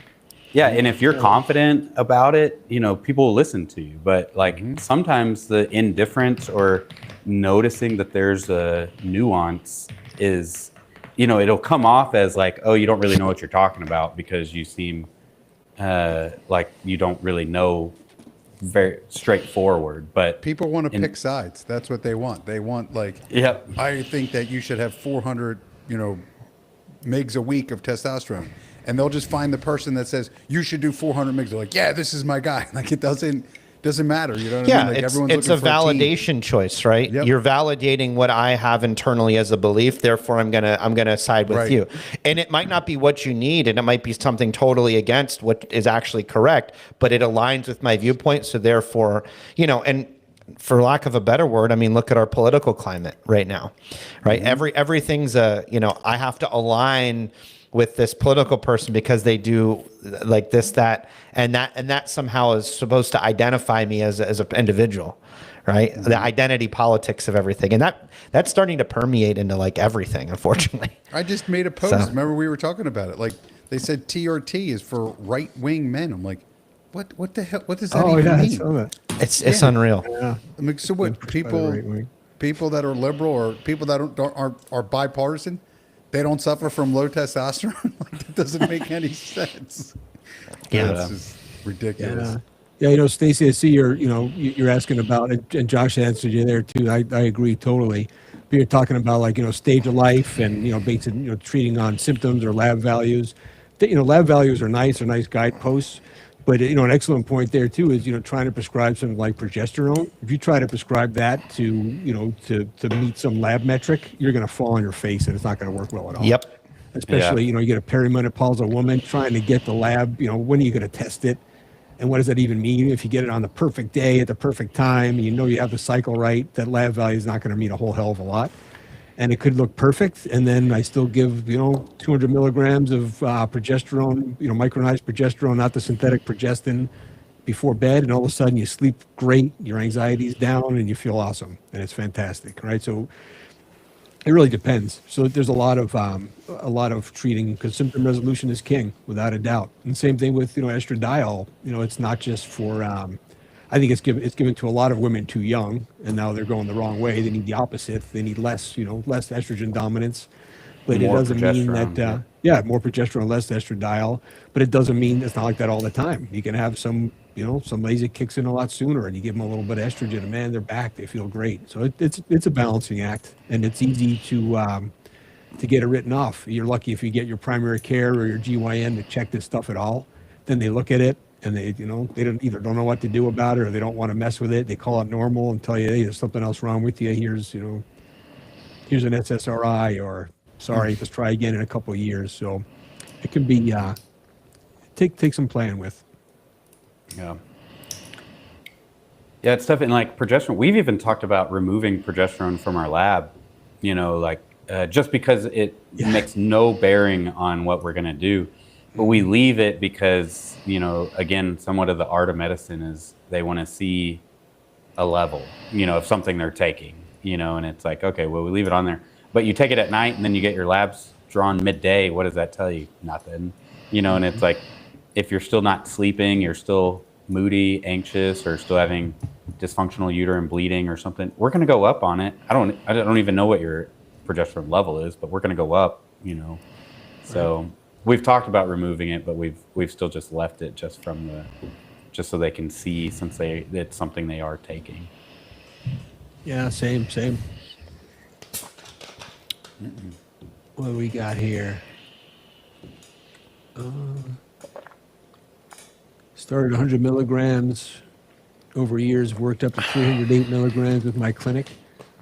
It's a very specific number there, man. 308 milligrams. 308. 308 milligrams. Slow. It's got to be like a daily dose or something. That's it's exactly what it is. Yeah, exactly. Yeah, it had to have been worked out like that. Yeah, that's a whopping dose. It is a whopping dose. There's some you have those studies though, the 300 milligram studies, 600 milligram studies, at least short term, it's not doing anything bad to you. I don't know. Basin 2001. Yes. Hey, that Such study classic. on lock. Yeah, such a classic. Such a classic. That's the dose dependency of testosterone. That determined it right there. Right. Yeah, the 300 milligram group didn't seem to do too bad, even with the older guys. Not so bad. Nothing too terrible. No, I think it was anything over. I think that's what sort of determined the 70 milligram threshold for testosterone, because I think the 25 and the 50 group did have regression in lean mass, but once they hit 125, everybody started to gain. So you start to see around like 70 milligrams hitting, like no loss, no gain. And then everything above that is some level of lean mass gain. 22 units daily. That's 308. Got it. Okay. Yeah, that makes sense. Okay. Yeah. Good math. Good math. I like it. People on the left love low T. They might. They might. There was one. I don't know how good a study it was or what the data was on it, but it made for a funny headline that showed that conservative men have higher testosterone, or you can turn a liberal person conservative if you get the testosterone high enough. There's some suggestion of that. I don't know. I don't know all the details of it, but there was some data they were claiming showed that. I don't know. I like that guy on TikTok. That's the Asian guy that does the neon signs or whatever. Oh, Yeah, he's that tremendous. LC sign guy. Oh man, he's brutal. It's so good though. Yeah. But it's funny. We had it just reminded me. Today we had a guy, a gay guy. I mean, openly gay. Everything. He's like, "Hey, I want to know my estrogen levels." And he's just like, "I just want to see if it has made an impact, if it's anything different because I'm gay." Like that's what his reasoning for wanting to check it was, just because he's gay and wondered if it did anything. Did you check it? Yeah, it was normal. It wasn't bad or anything. But it was just funny. Like that was his. I was like, I'm on board. I will check it if they want, just for funsies. You know, I'm not like adamant, like, no, we don't. You know, it's like, if they want, we'll do it. But it's just not, I just let them know, hey, it's not going to change my management. Yeah. Yep. The most common causes of symptoms of high estradiol is seeing the number. Exactly. Yeah. That's exactly it. Yeah, true. Right. You If know you you had a were, problem till you saw the number. Yeah. I told you guys I saw mine. I called 911. well, I have to have this discussion. So any new consult that we have come in, one of the first things I tell them is your concept of what is normal and looking at labs, throw it out the window. Like, just forget about it. I'm like, if you get your lab sheet and it has red on it, that doesn't mean that it's bad. Sometimes that's the intent. I said, we just have to attach context to that. So, so that's the first thing I tell people, you know, just because, you know, our free T is high doesn't mean you're going to die or it's bad. Just because your hematocrit's 17, sorry, your hemoglobin's 17.6 and it's 5 over normal or whatever isn't bad. You know, like sometimes that's just what it is and that's okay. So, you know, I have more conversations about estradiol with online comments than 10 times more than what I have in my clinic. Because same. I don't check it and it doesn't pop up and it just doesn't come up. Like, we just manage it appropriately and it's just not coming up. Online, I mean, you'd think I'm like, have an arm growing out of my head anytime I mention that. It's funny you say that, because same for me too. If it comes up, it's just even in passing. Hey, you know what? How about estradiol? Should we check it? Like, nah, you're good. Okay, moving on to the next thing. You feel good? What do we check? What are we going to do with that information? They let it go. Be online. Yeah. People are, man, they're really religious about it, without a doubt. They're Team E, man, or aromatase inhibitor. That's what they are. They're Team aromatase inhibitor. Yep. Are we going to wrap it up? Yeah, it's been a 3-hour one. It's a pretty good run. You guys, it's got to be past your bedtime over there, man. Yeah, it's About an hour past my bedtime. 10:56. Thanks for hanging so long. Appreciate you guys. East Coast, baby. Well, yeah, I'll put some. I'll make sure I have some links below here. Unless you guys wanna throw something out there about your clinics. Tell us where people can find you. I'm in Texas. We do telehealth in Texas, of course, Colorado, Florida. LiveOakTestosterone.com for our website. Live Oak Health on YouTube. We post long form there, and then we chop those into little clips on Instagram and TikTok, which is Live Oak Testosterone. If anybody wants to follow. We are Virtus Health Optimization. We're in Maryland. We do telehealth to a lot of places, a lot.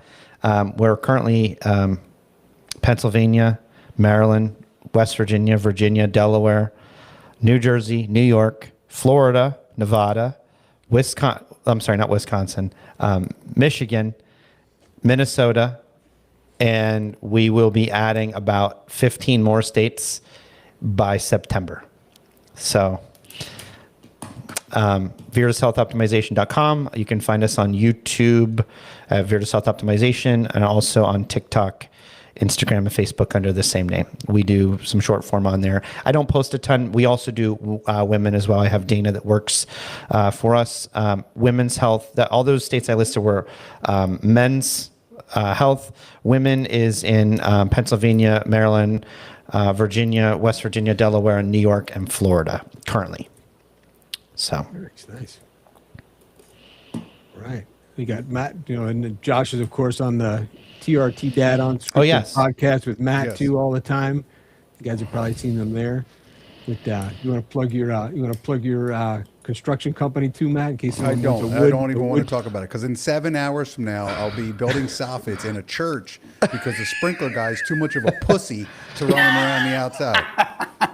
I got to pack out soffits. Damn it. 37 feet in the air. Yeah. Damn it. Pissing me off.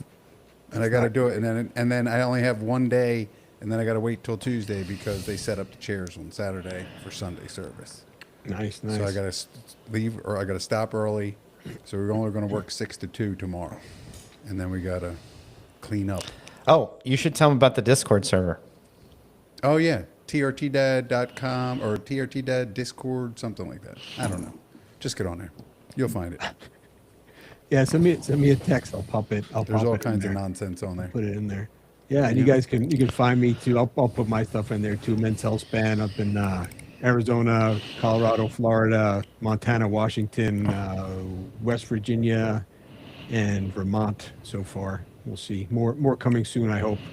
I'm gonna try to get more states than Josh. Make it a competition. A competition. I like it. See what we can do. All right. Well, thanks everybody for hanging with us. We still got 17 people with us. We had nothing better to do. I guess it's awesome. No, it's good. Thanks, appreciate No, it. thanks for Appreciate watching. it. Tuned in and tuned in and your questions. And yeah, I think this is pretty good. We'll have to do it again. Yep. Yeah, I'm I down. like it. I'm down. Same. It's good. It was fun. Sweet. All right, guys. Well, I'm gonna stop this thing. I don't know if there's a way to just stop it on the YouTube side. I guess we want to wrap it up and go to bed anyway. So I'm gonna hit stop here. Good All right, chatting with you gentlemen. guys. Talk All to you right. later. Have a great See you, evening. boys. All right, See ya. guys. See ya. Bye. Oh, Oh, look at that. we're still live though. So, all right, I'm gonna head out. I'll see you All right, guys. See you guys. Thanks, Josh. See you later, Yep. man. See ya. Mason, thanks, man. Yeah, it was fun. We'll do it again. Yeah, for sure, for sure. All right, be good. Safe travels.